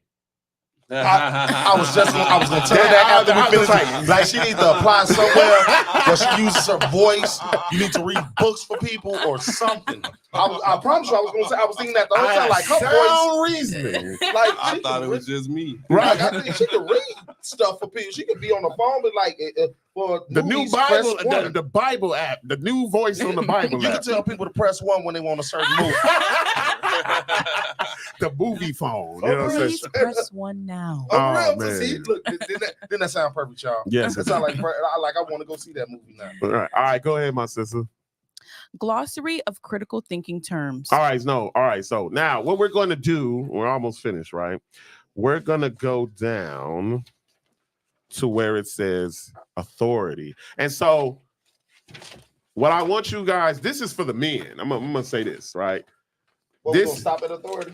We're going to start at Skip at- to authority. Skip Oh, to skip to authority. I'm authority, sorry. okay. Skip to authority. All right. We're going to skip to authority. I want the men to really understand this, right? So though you're the authority in your household, there is a certain way to be wise Mhm. in your household. Mhm. Now let's look at what authority just means, but let's look at when it's wise authority, right? Go ahead. Authority, Mm-hmm. the power or supposed right to give commands, Mm-hmm. enforce obedience, Uh-huh. take action, or make final decisions. All right, gentlemen, y'all definitely got that. I'm gonna tell you something. That's a curse in the Bible. Man, Okay. So don't get too beside yourself. man, It is It's a curse. It's a It's curse. really, if you really think about it, it was really like, well, you couldn't stop your wife from sinning in the first place, so I got to make a law to make you do it. Mm. So don't get too. look, man, And I'm gonna make you at fault for everything. man, look, man, hey, man. Can't nobody cover you because I'm your covering. Hey, yo, You can man, cover you her, can be though. dead asleep, man, and somebody can be calling, man, about a $68 bill that you ain't paid. Baby, get on the phone. Can't you talk to them, please? No, you the man. Talk to him. All right, so Everything fall on your shoulders, man. yeah, man, it is a burden sometimes, right? Everything. All right, and I hope the sisters understand that there are brothers out there that understand. Yo, it is a curse Dude, and it is a burden sometimes because Woo. everything lands on us. heavy is the head that wears the crown. So if you around here, Dude. man, you need to submit to me. Like, man, almost make your own decisions. Like, man, Dude, dang. Right. Like, I don't want Man, to. you a grown woman, man. You know But what I don't want to rule over nobody. I can't. Man, I You gotta- don't want to conquer. So we don't. Right. We need to have it from the Like- Hebraic thought. The Hebraic thought. Let's reason together. Right. So the Hebraic thought of submission is to cooperate with one another. Right. right. That's what the church is supposed to do with one another, right? Church is supposed to submit one to another. So if that is the case, how can you submit? How am I submitting to Ben? And then my lady's coming to me with strong reasoning. Man, well, I said you gonna do this, that, and that, but I'm being fallacious, Mhm. right? Mm. The strong reason, it's the submitting to the strong reasoning. That's the wise thing to do, right? Exactly. All right. Some, Oh, go there's ahead. some things that your woman, she probably know that you don't know. Right. You know what I'm saying? That I'm just using that as an example. Certain things or certain moves, like let's just say you would know this. Let's just say, for instance, this boy we're looking at this chessboard. That queen can make moves, man, that king can't make. Mhm. That king can only make one move this way, that move. He can move all ways, but she can move all over the board. You know what I'm Mhm. saying? Big steps, little steps, whatever. She can. So yeah, man. Even though we got the final authority, you know what I'm saying? Sometimes, man, you gotta adhere to that queen, man, because she got a little bit more knowledge on certain subjects. Or I'm gonna be real with you. Just put it like this: my business would not be as successful as it is right now Mhm. if I didn't adhere to my wife. Man. Because she helped grow. Trust me, Mhm. Ben, you should do this. Ben, you should do that. So let me Well, that ask you. makes sense. So let me ask you a question. Uh-huh. It's chess, not checkers, right? Right. It's always chess. What? Never checkers. I love checkers. Never. Yeah. Keep on jumping your butt around with that them check. fallacious yo, arguments. check We ain't even talking I love about that. I yo. love checkers, man. I love We checkers. not even talking about that. Hey, Yo. but no, that's real Hey, tough. yo, 'cause check this. Keep the on jumping woman- your butt around with them checkers, man. You Man, gonna look. find out something. The woman is gonna take your idea and throw it through the roof, Joe. Right. all day For real. long. Take it to the man. moon. I'm Yes, telling sir. you. That's how she can move as far as she can move. All right, so now let's read the second one. So we want to move from the idea. Once again, you are still the person giving the commands, enforcing obedience, all that. Once again, it's a curse. I gotta be responsible for doing it. But what are you doing it? What are you leading her to? What are you actually leading her to? All right, number 2. A person with much knowledge and expertise in a field, hence reliable. Go ahead.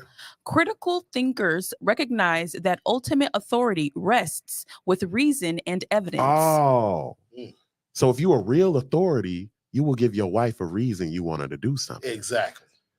A strong reason. It just ain't gonna be barking orders because you got the right to bark an order. Right, that's You know that's what I'm crazy. saying? Why would you want to do that to somebody you're supposed to love like Christ loves you? Exactly. Does Right. Christ do that to you?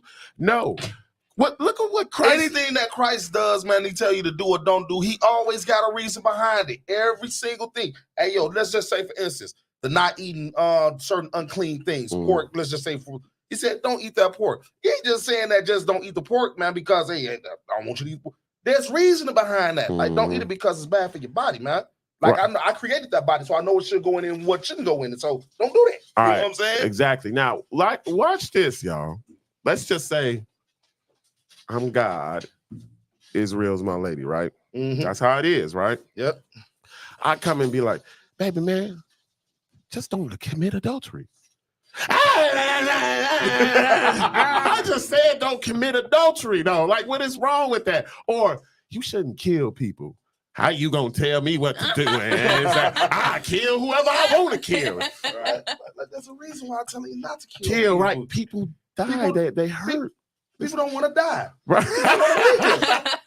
So don't kill people. Or here Do you you go. want to die?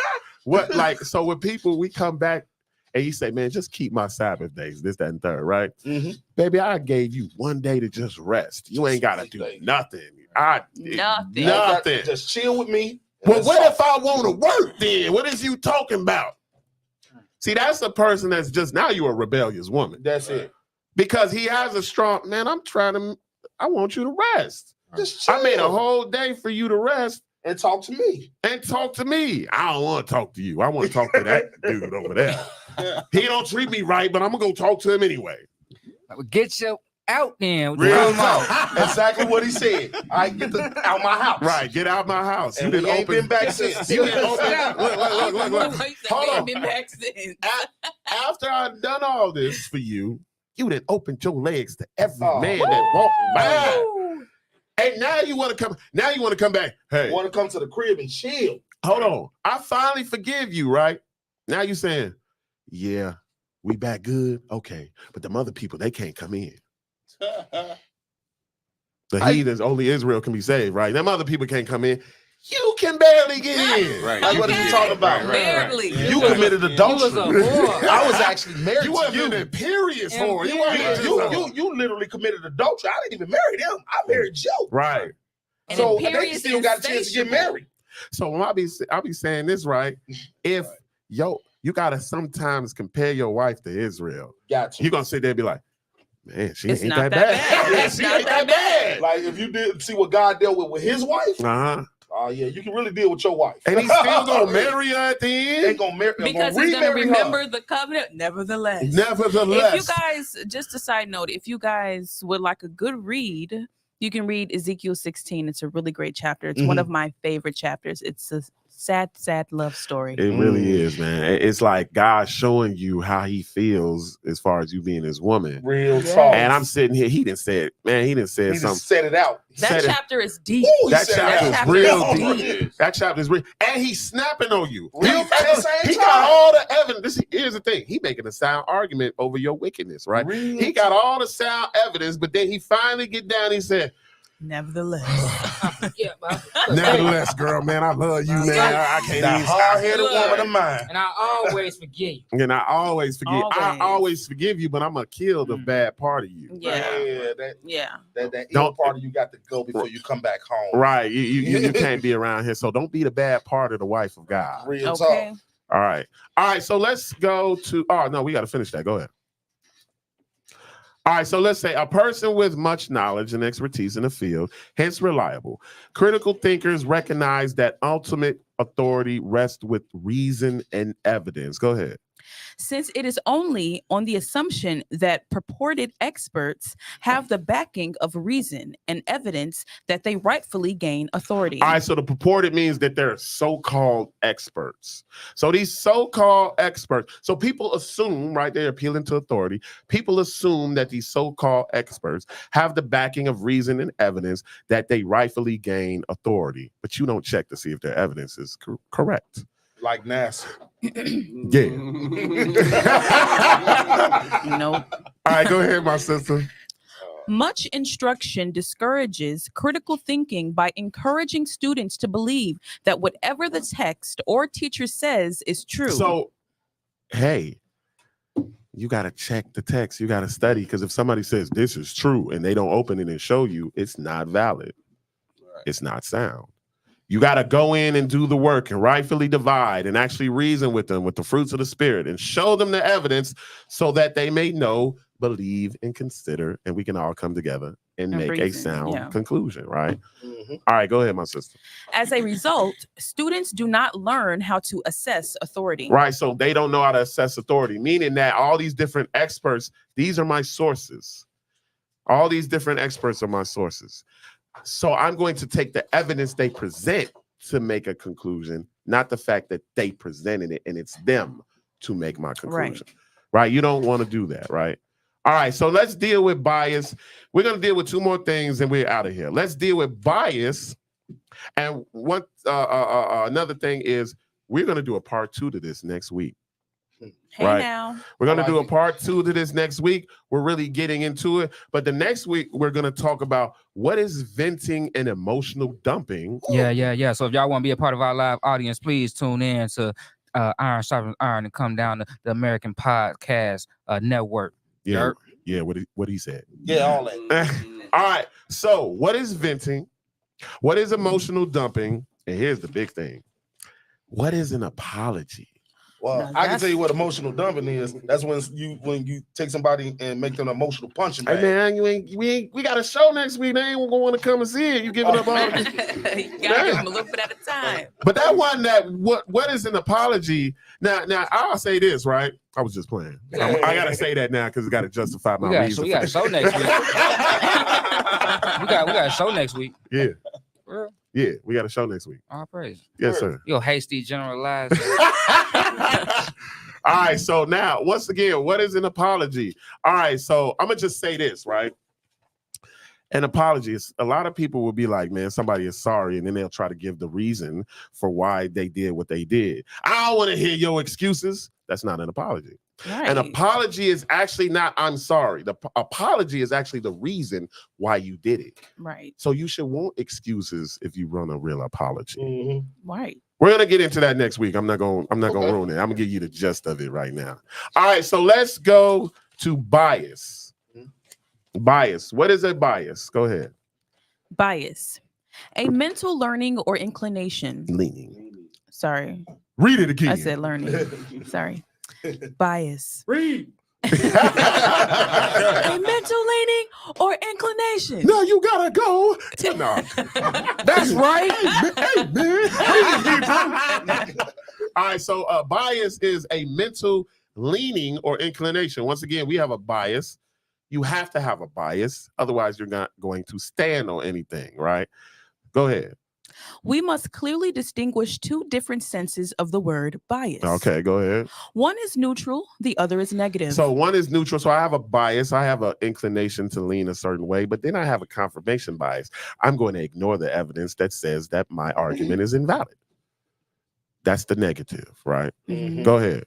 In the neutral sense, we are referring simply to the fact that because of one's point of view, Go ahead. one notices some things rather than others, Uh-huh. emphasizes some points rather than others, Go ahead. and think in one direction rather than others. So you guys, it's not bad to think. Thanks. Remember, the Bible says you got to be a singleness of mind, right? So it's telling you to have a bias, right? It's just don't cherry pick, Right. right? Don't start cherry picking and stuff. Go Well, ahead. basically, like the Lord said, choose life or death. You Mhm. know what I'm saying? So if it sound that if you don't do this, that you're gonna choose death, and you try to look for information that says that you're not gonna get death. I don't want to die, but I don't want to stop committing adultery. Right. I actually know a brother. You know a brother that don't want to stop committing adultery? No, I know a brother. Well, I ain't gonna lie, I do know a lot of brothers. I ain't gonna lie, I do know a lot of brothers that Somebody I shot, can't somebody down. Yo, I ain't gonna front. I do know some brothers that don't want to stop doing stuff like that, man. Right, Them yeah. cats that's not in the truth. But I say I know a brother that's in the truth right now that he literally told me, like, I was looking in the Bible a way I could get out of this, but I can't find no way, so I'm stuck. Like literally, but At least he know he's stuck. he know he's stuck. Now, don't get me wrong, he hard soldier for the Lord, but he told me like I was looking for a way to get up out of this. You know what I'm saying? Yeah. Because what he had gave up, he gave up the life that most cats out here is chasing right now. He Yeah. completely gave it up and said like this is where it's at. I gotta Mhm. do it. But at first he was like, man, I was trying to find a way up out of this through the scripture too. That's the killing part. He was like looking at it like, is there a way I get? Nah, I can't find it. No, you're not gonna be able to find that, right? But go There you ahead, go. my sister. This is not in itself a criticism because thinking within a point of view is unavoidable. Right. So you're gonna have a point of view. You're gonna have your own point of view. You're gonna make evaluations. You're gonna come up with a conclusion, right? That don't mean you have all the evidence. That's why you have to do an assessment. You got to consider everybody's point of view and then make a conclusion after that, right? So we got to come up with a consensus, right? All right, go ahead. In the negative sense, we are implying blindness or irrational resistance to weakness within one's own point of view, Uh-huh. or to the strength or insight within a point of view one opposes. Right. So somebody's opposing your point of view, and then they have strengths in their argument. And what do you want to do? I want to be blind, right? Bring forth the blind people that have eyes and the deaf Mhm. people that have ears. I want them too. Because God can say, I'm about to cut. Mhm. You know what I'm saying? But I'm going to cut them with the fruits of the spirit until, they start teaching people this. Now I'm going to have to rebuke them sharply. Yeah. Right. But that's when you rebuke sharply, right? You don't rebuke somebody sharply that's not trying to do this for filthy lucre's sake. You want to give them a chance because pre-adventure, God will give them the acknowledging of the truth, right? So you want to make sure that at least if I have the fruits of the spirit with good reasoning behind it, then that person might be able to correct themselves. Right. That's opposing themselves, right? Go ahead. Fair-minded critical thinkers try to be aware of their bias Mhm. in sense one, and try hard to avoid bias in sense two. So what they do is they are mindful of their point of view, but they don't want to have a confirmation bias. Right. So that's what a critical thinker, he's making sure he's not having a confirmation bias. He's going to keep his bias until somebody brings him a sound argument, and he's going to change his point of view. And then he's going to be biased about that. Right. But until then, he's going to be mindful of, it's not just about my point of view. I can eventually make an assessment, right? Go ahead.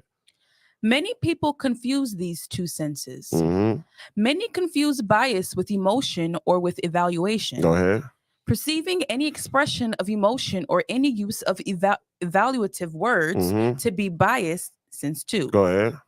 Evaluative words that can be justified by reason and evidence are not biased in the negative sense. So if you got evidence and reason behind it, then your bias is not negative.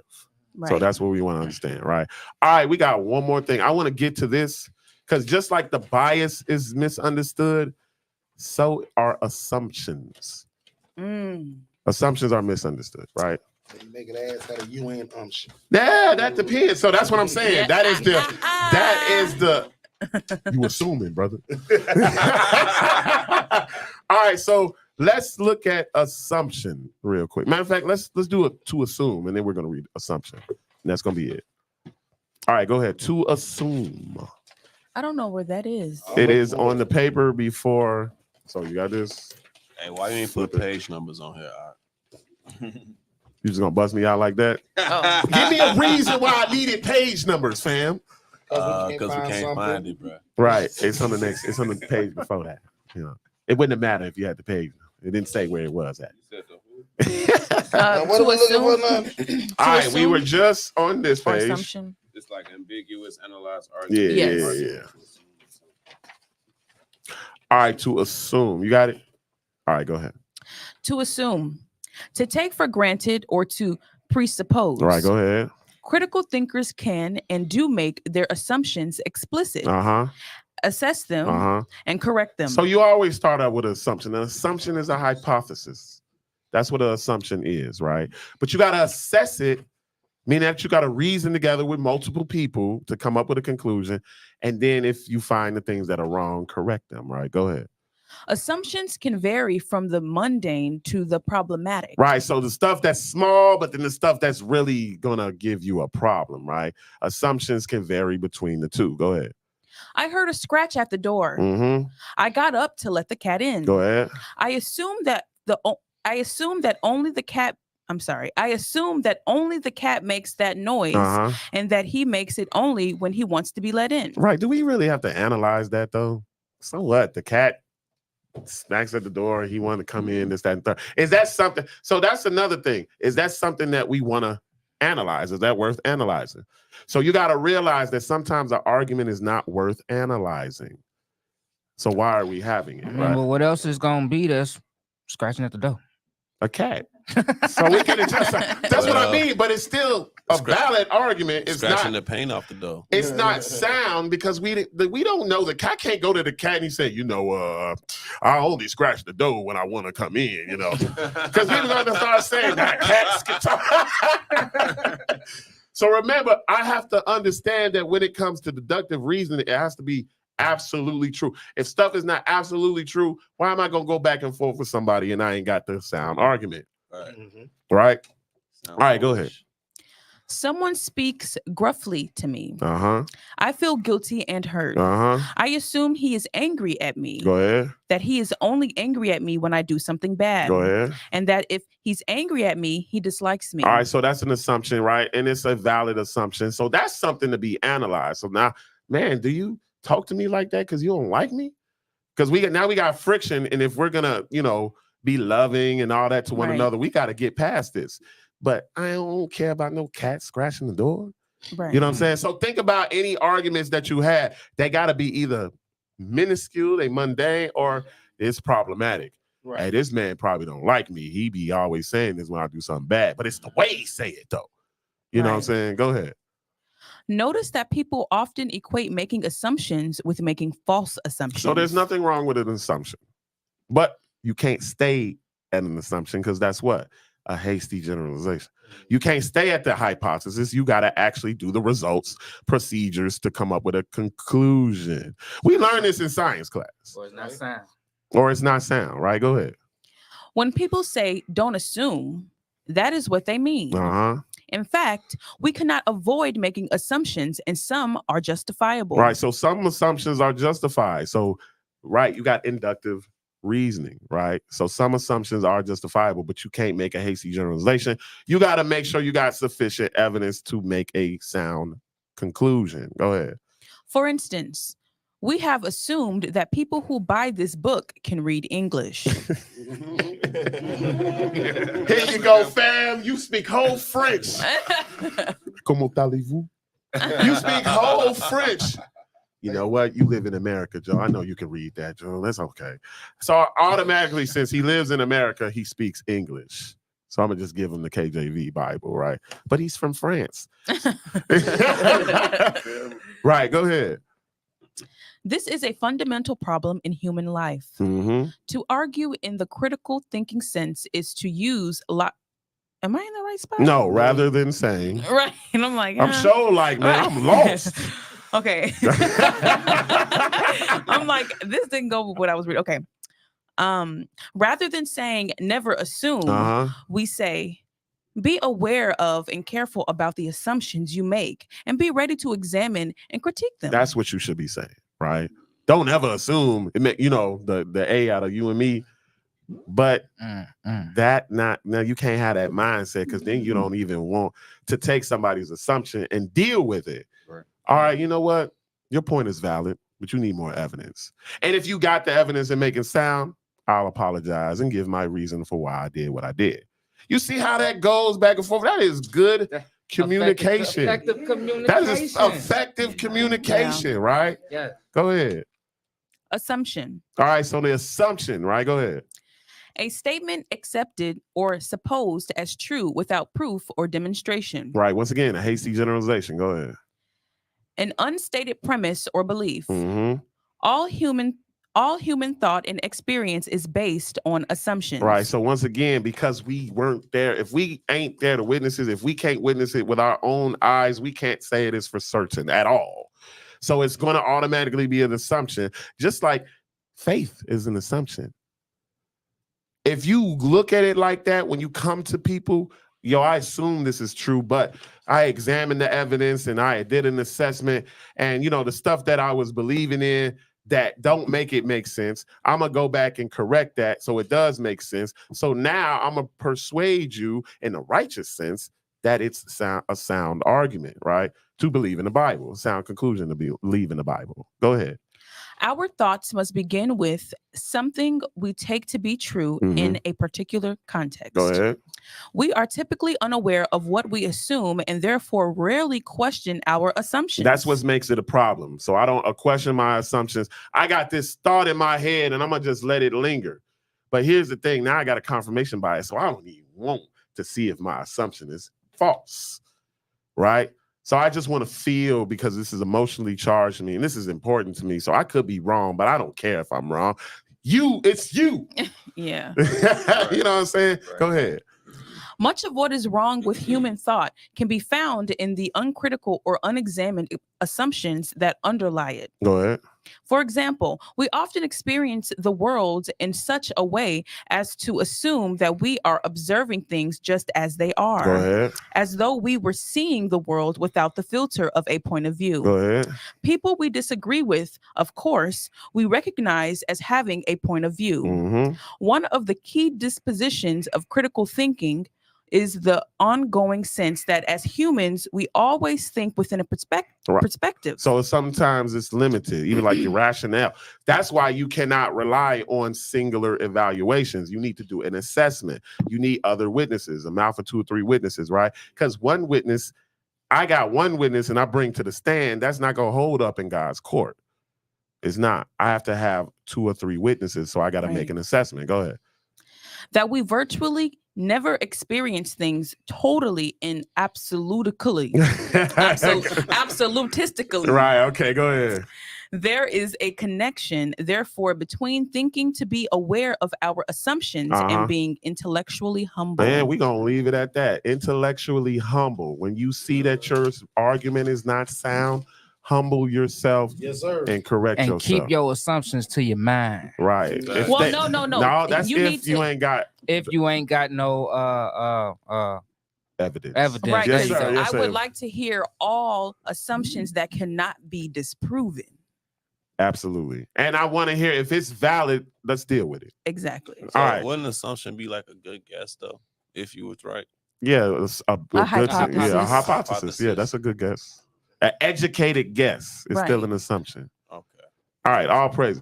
So first of all, I want to Thank everybody for coming out. I want to thank the people that was on the podcast. As always, we're going to keep doing this over and over again. All right, so I want to give all praises, honor, and glory to the Elohim of Abraham, Isaac, and Jacob, the Holy One of Israel, who is Jesus. I am Cassius Israel, a.k.a. Kazak Ben Yehuda. I represent the Walls of Jericho Biblical and Historical Studies, Hebrews in the Hood Entertainment, or Brews in the Hood Entertainment. And we got the second part of this next week. I hope to see y'all there. Once again, the public, if you want to join us at the spot, you can, right? Because we're going to get it in with this, right? Yes, sir. You know it, man. These podcast sessions are so informative. I am blessed and honored and just grateful to be here. And dismayed. I mean, it's not like we only got a fellowship on the Sabbath, man. You know what I'm saying? And, you know, we could go past just breaking open book, man, because, I mean, we deal with everyday life. You know what I'm saying? And we need help in everyday life. We sure do. All right, so now we going to close. We going to end that. Like I said, I hope to see y'all next week, and we are out of here. Well, Shalom. actually, I would like to Keep chatting. keep chatting because my bad. They said keep chatting, keep chatting. They said keep going. That's what we were trying to get. I was like, see, I didn't get the reasoning behind it. Communication. It wasn't communicated thoroughly to me, but that's okay. I got it now. I understand. All right, so let's keep talking, right? So what y'all feel? How do y'all feel about what we just went over? I feel that this information I can take with me when I go out into the world with my bias, right? Because I am biased. Right, yeah. I'm just I don't have a confirmation bias. Exactly, Right. yeah. So I am biased. So when I go out and converse with people and, you know, have dialogue with people, I can identify fallacies. Fallacies You that they think you're putting out going to there. throw a straw man. You think you're going to throw an ad hominem. You think you're going to throw a red herring. Mhm. But I'm Keep going you to on catch subject. that. We ain't I'm going to keep you on catch that. Real talk. Keep you on your toes. And we're going to stay on the subject at hand. So this stuff is really, I feel like it's helped me. It has helped me. And I can't wait to go out in the world and use it like, You doing that's a straw man. man. You can't do that. Not only that, I mean, yeah, it's good in the world too when you're dealing with like people, but especially in your own home. Yeah. Like us, some of us just dealing with spouses. You know what I'm saying? You've been married, or got a girlfriend, or whatever. You've been together for a little while. You know that arguments is gonna come. Mm-hmm. You know what I'm saying? I know Yeah. you can attest to that, bro. Brother Mike. Man. You know what I'm saying? You know I can attest to it. You know what I'm saying? Everybody up there, y'all been real long. I'm just trying to use this information to edify, man, and make sure I'm on point. You know what I'm Exactly. saying? So, And that's why I was going with. yeah. Now that we have this information, say you and your spouse do have a disagreement. Mm-hmm. Now we got a pretty much a playbook on how we're Mhm. going to get each point of view across without taking it to the all right. Now we yelling at each other, things getting thrown and all this other stuff. You know how Right. it gets there. Because You know what it's I'm just saying? simply to show errors in our everyday conversation. Exactly. And not Exactly. make it seem like I know more than you. Yeah. I'm smarter than Oh, you. exactly. Nah. You got to we be ain't know none of that. intellectually That's about- humble, right? Right. Yes. Absolutely. So if I'm coming to you, the whole thing is I'm allowing myself to be wrong. So if I see the process being played out, you come in with evidence, and then I see that it's sound. All I gotta do is be like, okay, I'm a stay. I got a bias, and I'm gonna Right. keep this bias until you make a sound argument. So with me, if you make a sound argument, I'm gonna change my conclusion. Exactly. Right. You see what I'm saying? And I'm forced to believe something different now. Right. And humble myself to the fact that I am now wrong. Right. So another thing that I'm gonna say this, just because we did this, another thing I'm gonna put out to any Hebrews, whatever doctrine that y'all may have, or this, that, and the third, we can sit here and go and reason together. If we are Okay. wrong, this is out of love. This is not Yeah. about debate, necessarily vain debate with vain glory and I none know of that. more than you. Or I know anything more than all you. that. Right. Hey, I I know more can, book than you and all. You're just trying to have a healthy argument. I'm just trying to have a healthy We argument. need to get on one accord. That's the That's thing. what it is. Right. Plain and simple. We need to get on one accord because we cannot. If we got different doctrines, somebody got a confirmation bias. Somebody is using fallacies. Because if I come and talk to you and then my argument is sound, not valid, but it's sound, And we all reading from the same book now. right? And it's all being instructed the same way, Exactly. then why shouldn't we come up with the same conclusion? That does not make It doesn't- sense. that never made sense That's to because me. you got straw mans, red herrings. You know, y'all trying to add to the Uh, book. a man. lot of people put a lot of emotion when it comes to the book when you shouldn't be putting your own emotion into it. You got a lot of people that put emotion. They didn't learn this way for so long, or they've Right. been knowing this for so long, so they just can't let it. So they're emotionally attached to whatever fallacy or whatever, whatever doctrine that they have. The emotion now they not only like I've been talking, but now they're emotionally attached to it. Right. So they're gonna come with all the fallacies and everything, just defend what they said. Like you said, they start throwing them red herrings or and all that, or the homonyms and all that. Start talking about you and all that. Just because they're now emotionally attached to what they believe. You know what I'm saying? That's a spirit, though. That's a spirit, it's a right? spirit. So my thing is, if you sitting there and you arguing with somebody and you see they got a confirmation bias, you can see the spirit on them, right? So that's what I'm saying is deep. Or you went ahead and you got a valid argument, you went ahead anyway, and you had a conclusion. Now your doctrine has changed. You made a hasty generalization. Yeah. That's stuff we got to watch out for. We got to warn each other about. I should be able to tell you, hey, man, that's a straw man. Why are you changing the subject? Exactly. You know what I'm saying? Let's stay on topic because you're trying to persuade me with something that's valid, but it's not sound. Right. Or it's even part of the subject. It's not valid if you change the subject, it's not valid. Not valid. Right. If you change the subject, it's definitely not valid, right? So we got to understand this stuff because if we don't, y'all, something is going to go wrong. And we got to understand that, hey, a servant of the Lord is not supposed to strike. Next thing you know, somebody done killed each other in the crib. Mm-hmm. You know what I'm saying? Like, you can't have healthy arguments. Then there are people that can't have healthy arguments because they didn't learn, and then they got emotional dysfunction from their upbringing, from their childhood, right? So then you got to practice it more and more. But first, you got to get the instructions. If you don't get the instructions, how are you going to be aware of actually what I'm doing wrong? Right. All right. What you think, bro, man? I ain't heard from you. No, I mean, I'm listening to everybody, He like, dang. Definitely want to hear That's your true. wisdom, my brother. Yeah, I mean, that's true. Like you were saying, I mean, it's a good idea. When you heat it, just take a chill, chill, because that your emotions, man, you will be off cussing somebody out, out of character. You know what I mean? Now you like, man, I knew I shouldn't have said that. Or I knew I shouldn't have did that. And you can almost see yourself doing it as you doing it. You know what I'm saying?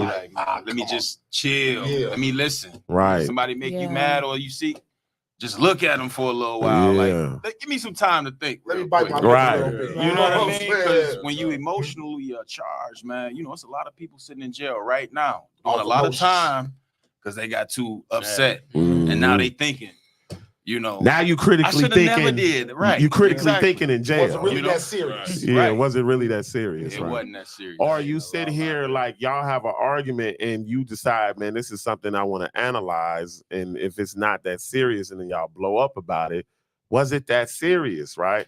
And so you got to understand that, like, sometimes stuff it's just not that Yeah, serious. they be like that too, especially like growing up as a kid, getting in street fights with your friends, like you homies, like with y'all get into like a little fist fight to like a disagreement. Yeah. And you be like, dang, man, I shouldn't even. Man, I'm sorry for stealing on you, man. You reconsider the matter after you should realize it wasn't worth it. I got that. Man, it could steam be off. something so simple. You come in the crib and it's late at night and you want a bowl of cereal, but somebody left a little bit of milk in the cup. And now you mad. You mad because you ain't got enough milk to fill your bowl up. Oh, man. Now you waking You ain't everybody up. drinking the bowl out that milk. You're wasting milk. Let's see the evidence. Nah, shout out to the audience and everybody in the comments and the chats, man. We get some hearts, man, some hearts, some like buttons, some, man, you know what I mean? Some engagement. Appreciate y'all, though. He's got a valid argument. Interact with your peeps, man. We out here. You know what I'm saying? Yeah, because we like I said, we just out here, man. We want to do this right. We want to do this the right way. We want to have healthy arguments, and then stop. I wish people would stop saying, and I understand it, right? But I wish people would stop saying, I don't argue the Bible. God told you to argue Argue. the Bible. I thought that's what was supposed How to you do it. it. It's how you Right. do it. That's Exactly. that's the point. So don't argue the Bible if you're gonna chase people away. I sit here and say that. Or if you get mad, you're gonna stab somebody. You're gonna afterwards, stab like, somebody. You don't believe in the Sabbath day? Like it's not Nah, for real. That is one thing I learned though. Like an argument should be informative. Like you should be like learning and getting facts from like the conclusion of the matter. You know what I'm saying? It shouldn't be nothing in between that. It should just be informative. So what is? And- Oh, go ahead. My bad. Nah, I you thought good. Go ahead. No, I was about to say, land back and what is the ultimate conclusion of God? What's the whole conclusion? That he exists, that he is. No. And obedient. And obedient to him. What's the conclusion of God or the whole conclusion of whole Our- matter? God and Salvation. God, yeah, keep his to fear commandments. God and To keep fear his God and commandments. keep his commandments. So if I view his commandments, what reason do I have not to believe he's God? If I'm looking at the commandments, it's not like I said, he ain't telling me to do something that's detrimental to me. That's why I don't get about people like you got that old God, that sky. They was like the sky daddy. That's atheists use that terminology a lot. But you believe in that cannot old sky find- daddy. But the thing is, you cannot find nothing inconsistent about what he's telling you to do. No, You can't find nothing wrong in what he's telling you to do. Yeah. Right. Like like everything that he's telling you to do, all the commandments is benefiting you. yeah, it's better. You can't benefit God with these. There's nothing that you can give God. What can you give him? Right. Right. You literally can't give him anything. You know what I'm saying? No, you can't. So give him- he's telling you, look, man, I'm giving you this stuff. So look, you don't want nobody to come and steal your stuff, right? Mhm. You don't want nobody sleeping with your woman, right? Right. You would like to take a rest after you done worked all week, right? Right. Yeah. You want your kids to respect you, so why not respect your mama and dad? Right.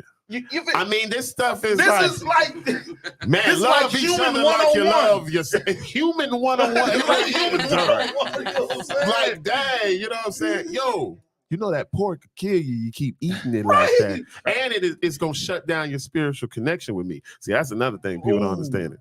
I witnessed that when I was coming into the truth and I still couldn't let pork go. Mhm. It was like, and I wasn't one of them ones like, man, Joe, I can let everything go except that bacon. One little strip of bacon, you just can't let it go. You know what I'm saying? But if it's a sound argument to believe in this, why am I gonna go to the lake of fire for a strip of bacon? Right. A Man, strip of bacon. When I can get the other type of animal is bacon, I can still eat bacon. it just got to be Okay. beef. Right. Lamb bacon. or beef lamb bacon. Ooh, I never had lamb bacon. I I never had lamb bacon. Somebody gonna have to turn me on to the lamb. Yeah, I've never had Nah, lamb where I bacon get it. myself, but I hear that it's really good. Yeah, but I a done nice had the lamb alternative. sausage though. When we went out to Detroit that one time, Mike. We went out to Detroit that one time, man. When we went to the Bears, Oh yeah. the Bears and Lions game. Yeah. They had that Shalom, lamb shalom, sausage out there. everybody. You know what Oh I'm yeah. saying? Yeah, that was It even fire. they even turned my pops on. Yeah, that You was know, my fire. pops that came out Yeah. there with him. That He was had one fire. of them lamb sausages. He came on like, hey, Hey. man, where you get them from, I man? think Big Bro want to bring out something. Yeah, I wanted to show. Oh man, Yeah, let's I get wanted it. to Bring it. it. Hey man, That's if y'all why I got didn't it, say bring it that out. much. Bring it out. That's why I didn't say that much. He said, man, let's bring the book. Let the book Yeah, talk. yeah, You're they- talking too much. Script talk. Yeah, Script talk, yeah. Yeah, but going back to like looking at our reality. So you got people out here that's murdering people, Mhm. raping our sisters, doing all of this kind of stuff, right? Yeah. But the scripture said over in Deuteronomy 11 and 21. All right, let's go. Yeah, let's take a look at that real quick. Yeah, I'm gonna show you this because the scripture said if you would have kept the commandments, it would have been as the days of heaven upon earth. Wow, wow. Mm. Everybody would have been, it would have been peaceful. So if you ain't got nobody breaking in your house or stealing nothing, everybody keeping the commandments, it'd have been as the days of heaven on earth. But let me show you this over here. You said I'll what? read for Deuteronomy you. I what? got you. Deuteronomy 11 and 21. I got you. Thanks. Alright. Yep. All right, So go. Deuteronomy, and then mind you, God gave this to us, right? Right, To share with everybody else. He said, ain't no wisdom that's better than this, right? right, yeah. So we got to glorify God through the wisdom and knowledge that we got, because there ain't nothing that's comparing to this. But let me show you this right quick. Go ahead. Start at verse 18. Let's read 18 down to 21 to make my point. And then I got two more scripts that I want to read. Yeah, let's For get sure. it. Let's get it. Yeah. Yeah. Reading. Therefore, shall ye lay up these my words in your heart and your soul. Wait, hold on. You see what he said? This is where everything come from, your mind. Yeah. There's only two ways to think, either good or evil. I mean, Yes, it's sir. only them two Yes, sir. ways. So he Right. said, lay these up in your heart, right? So let this direct your steps. And what else did he say? Go ahead. And bind them for a sign upon your hand, Mhm. that they may be as a frontlets between your You eyes. focus. You ain't worried about no other doctrine. Whatever somebody else said, you ain't worried about that because it contradicts this. Yeah. Right. It's going against what the God of the creation said. And what else did he say? And ye shall teach them your children, Mm. speaking of them when thou sittest in thine house, and when thou walkest by the way, Mhm. when thou liest down, and when thou risest up. Wait a minute. Hold on. So instead Mhm. of teaching your kids these silly songs Right. that's brainwashing people, Mm. you need to be teaching them this. Yeah. Mhm. This will keep your kid from out Damn here right. robbing you and knocking your grandma out, Mhm. stealing their purse. Real talk. Right? Teach this to your children, right? Right, go ahead. And what real. else did he say? 20. And thou shalt write them upon the doorposts of thine house, Mhm. and upon thy gates. You know, for the most part, black people, as soon as you walk in the house, they got the Ten Commandments right there. Mhm. Something else right there. As for me in my house, you probably ain't even living Live by like it, that. but Yeah. as for me in my house, we serve the Lord, right? Yeah. Right. Go ahead. You got some remnants of the Lord in there. But what else to say?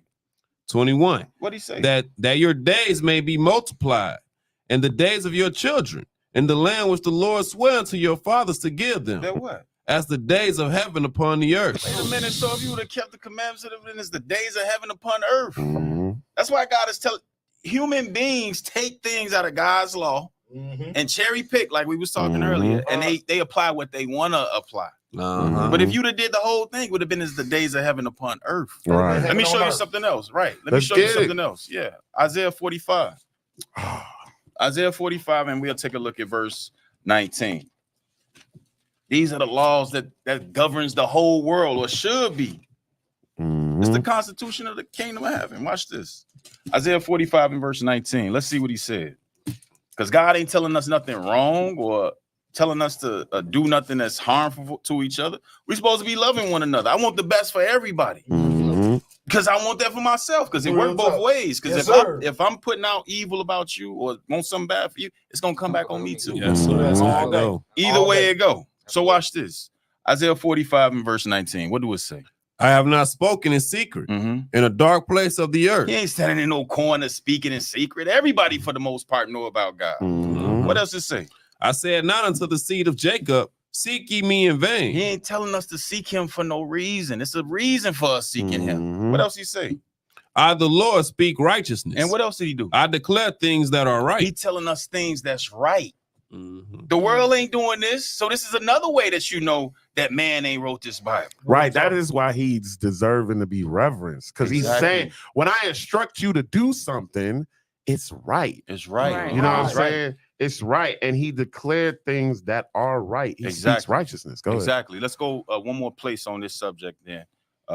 Proverbs 2. ahead. Mhm. Proverbs 2. Let's match this precept up because that's how we get understanding. Here a little and there a little. Yes, Sir. sir. Right, Through line the upon spirit. So line. right, exactly. Proverbs 2.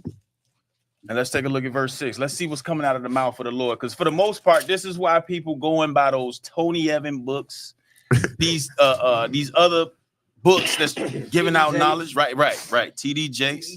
Because they want knowledge. Right? Uh-huh. So let's take a look at this. What is coming out of God's mouth? Go ahead. For the Lord giveth wisdom. He giving wisdom and it's free. Uh-huh. You ain't got to pay for it. What else he say? Out of his mouth cometh knowledge and understanding. So everything he's speaking is knowledge and understanding. And ain't no other nation on the planet got laws like this. At all. Mhm. Nobody. What else he say? He layeth up sound wisdom for the righteous. For the righteous. Ooh, What else? those, it Uh-huh. says sound of Yeah, wisdom. sound wisdom. It makes Yeah. sense. Right. Exactly. What else did he say? Straight dagger.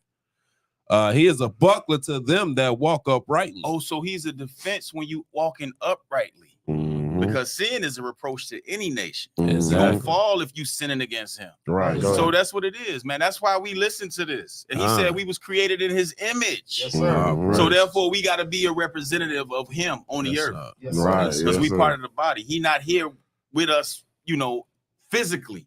He left us his word. Mhm. We got to apply this. Yes, sir. So this is what that is. That's all I had on that though. I appreciate you That letting was us more eat than with enough, you, brother. man. Oh, That was more than enough. Now watch That's all. this, all right? Because I'm going to land back over him. He got knowledge and things like that, right? Let's go see some of Let's the get knowledge it. he's telling us, right? Mhm. Let's go to Isaiah 46. Some of the wisdom that he's telling us. Isaiah 46. Isaiah 46. and verse 8. Isaiah 46 and verse 8. Whenever you get there, go ahead and read. Remember this. Remember this, and show yourselves men. Bring it again to mind, O ye transgressors. Right, because you're merely men. You're not perfect. You have faults. You've sinned, right? You've fallen short of the glory of God, right? And he said, "O ye transgressors," right? Yes, sir. So now, once again, land backing off what I originally started off with in Isaiah 1. First, he said, "Come wash you, make you clean, and put away the evil of your doings." He's saying the same thing here. But then he's giving you a criteria on why I'm able to say this and it's justified, right? Go ahead. Remember the former things of old. For I am God, and there is none else. Go ahead. I am God, and there is none like me. Don't forget, in the past, I didn't did this stuff. Right. So what is he saying? Go ahead. Declaring the end from the beginning, and from ancient times the things that are not yet done. Go ahead. Saying, my counsel shall stand, and I will do all my pleasure. All right, so now watch this, yo. Let us go to the previous chapter. Isaiah 45. Isaiah 45. Let's see where it is. Isaiah 44. Isaiah 44, I'm sorry. Isaiah 44 and verse 23. Isaiah 44 and verse 23. Now remember, he's talking to Judah, right? So we got evidence that proves that Judah was an actual nation, right? We got evidence from other nations that Judah was an actual nation, right? We got primary eyewitness accounts that Judah was an actual nation. But Judah is still standing at this time when this prophecy was coming. This prophecy was foretold, right? Let's see what he said. Go ahead. Sing, O ye heavens, for the Lord hath done it. Shout, ye lower parts of the earth. Break forth into singing, ye mountains, O forests, and every tree therein. For the Lord hath redeemed Jacob and glorified himself in Israel. Right, that's why y'all should be singing, because I have redeemed y'all. I've come and saved y'all, right? And then watch this, right?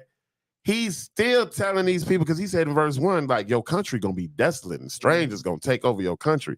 So he already told you the consequence and what the destruction is gonna happen, but I already got a plan for salvation for you, right? And this is what this is going to show. Go ahead. Thus saith the Lord, thy Redeemer, and he that formed thee from the womb. I am the Lord that maketh all things. Go ahead. That stretcheth forth the heavens alone. That spreadeth abroad the earth by myself. Right. So nobody's finna make an exaggeration about this. Like, I literally did this, right? And so I've proclaimed these things, right? And so even if I didn't see him do it, I got enough evidence already to believe, well, he said it. See, he's an authority. I'm not being fallacious by appealing to authority. I just believe he's the expert because he's presented all this evidence. I see the evidence he's presented, and so I'm going to take heed, right? So he didn't spread. He said that he stretched forth the heavens alone, and that spread abroad the earth by myself. I don't see none of these atheists proving who stretched this earth, who made the Big Bang Theory. So you saying something that came from nothing. You would rather believe something came from nothing than believe that somebody created something. Right. Yeah. I'm gonna say that again. Make it make sense, right? bro. You gonna believe that something came from nothing rather than to believe that someone created something. What type of argument would that be called? I don't know, because that's just, I mean, we know obviously it's fallacy, but that's What type of fallacy? well, that's to me that is a hasty generalization because you don't have enough sufficient evidence to say that. Right. That is a hasty generalization of Big Bang Theory, because how do they know they wasn't there? My fault. Right. There you go. The Big Bang Theory, it was a hasty generalization because how do they know they wasn't there? Right. Of course. Right. All right. So now we understand that we weren't there to see any of this, but we got documentation, just like they have documentation, history books, this, that, and third. Why can't I look at this the same way? Go ahead. 25. That frustrated the tokens of the liars, and make of diviners mad, and turn of wise men backward, and make of their knowledge foolish. Right, so that's starting to have, you're going to really see that starting to happen in these last days because all this evidence is going to shut everybody down, right? Go ahead. That confirmeth the word of his servant, and performeth the counsel of his messengers, that saith to Jerusalem, thou shalt be inhabited, and to the cities of Judah ye shall be built, and I will raise up the decayed places thereof. Wait a minute though, but we already standing. Mm-hmm. We still standing already. Nothing has happened, right? Because Judah didn't get taken down until Babylon, right? Mm-hmm. That's when Jeremiah comes in. So I can go to Jeremiah 52 and show you when Judah got taken down. But he's telling Judah here, man, your place is going to be rebuilt. They ain't knocked down yet. What is you talking about, right? Right. Go ahead. That confirmeth the word of his Verse my bad, 27. 27. That saith to the deep, be dry, and I will dry up thy rivers. Uh-huh. That saith of Cyrus, he is my shepherd, Uh-huh. and shall perform all my pleasure. Uh-huh. Even saying to Jerusalem, thou shalt be built, and to the temple thy foundation shall be laid. Once again, the temple is still up. The actual country is still in motion, right? And Cyrus ain't even born yet. Wow. Right? So that's something we got to understand, right? Then you actually have Cyrus, who's a real historical figure, left something that's called the Cyrus cylinder that showed that he did this and made this proclamation after this happened. That's evidence. Dope. All right, that's enough on my end. Like I ain't gonna give y'all too much. But we did start with Isaiah 1:16 talking about wash you, make me clean, put away Yeah. evil. So let's just bring it all home and give them some instructions real quick on how to do that. Let's go to Psalm 119 real quick. All right, yep. Psalm 119. Good man, good man. Go ahead.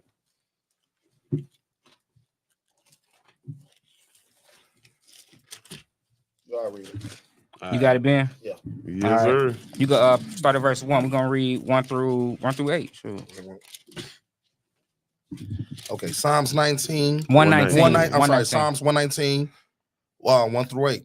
Mm-hmm. Blessed are the undefiled in the way, Mm-hmm. who walk in the law of the Lord. Go ahead. Walk in the law of the Lord. Blessed are they that keep his testimonies Mm-hmm. and that seek him with a whole heart. Mm-hmm. They also do no iniquity. Amen. They walk in his ways. Mm-hmm. Thou hast commanded us to keep thy precepts diligently. Diligently. Oh, that my ways were directed to keep thy status. Statutes. I'm sorry, thy statutes. Mm-hmm. Then shall I not be ashamed when I have respect unto all thy commandments. Mhm. I will praise thee with uprightness of heart when I shall have learned thy righteous judgments. I will keep thy statutes, for forsake me not utterly. Now, I'm sorry. Read verse 9. Wherewithal shall a young man cleanse his way Uh-huh. by taking heed thereto according to thy word. Amen. We're gonna leave it at that. All praise. All praises, all Praise to the Most praises. High. Yes, sir. Once again, this was Iron Sharpens Iron. I thank everybody that's in the audience, everybody that's tuning in. We are going to continue part 2 to this next week. Once again, we're going to deal with emotional dumping, venting, and what is an apology. I hope y'all ready for all of this. This good old wisdom that the Lord has given us. Yes, sir. All right, shalom, everybody. Peace. Peace and blessings. Peace.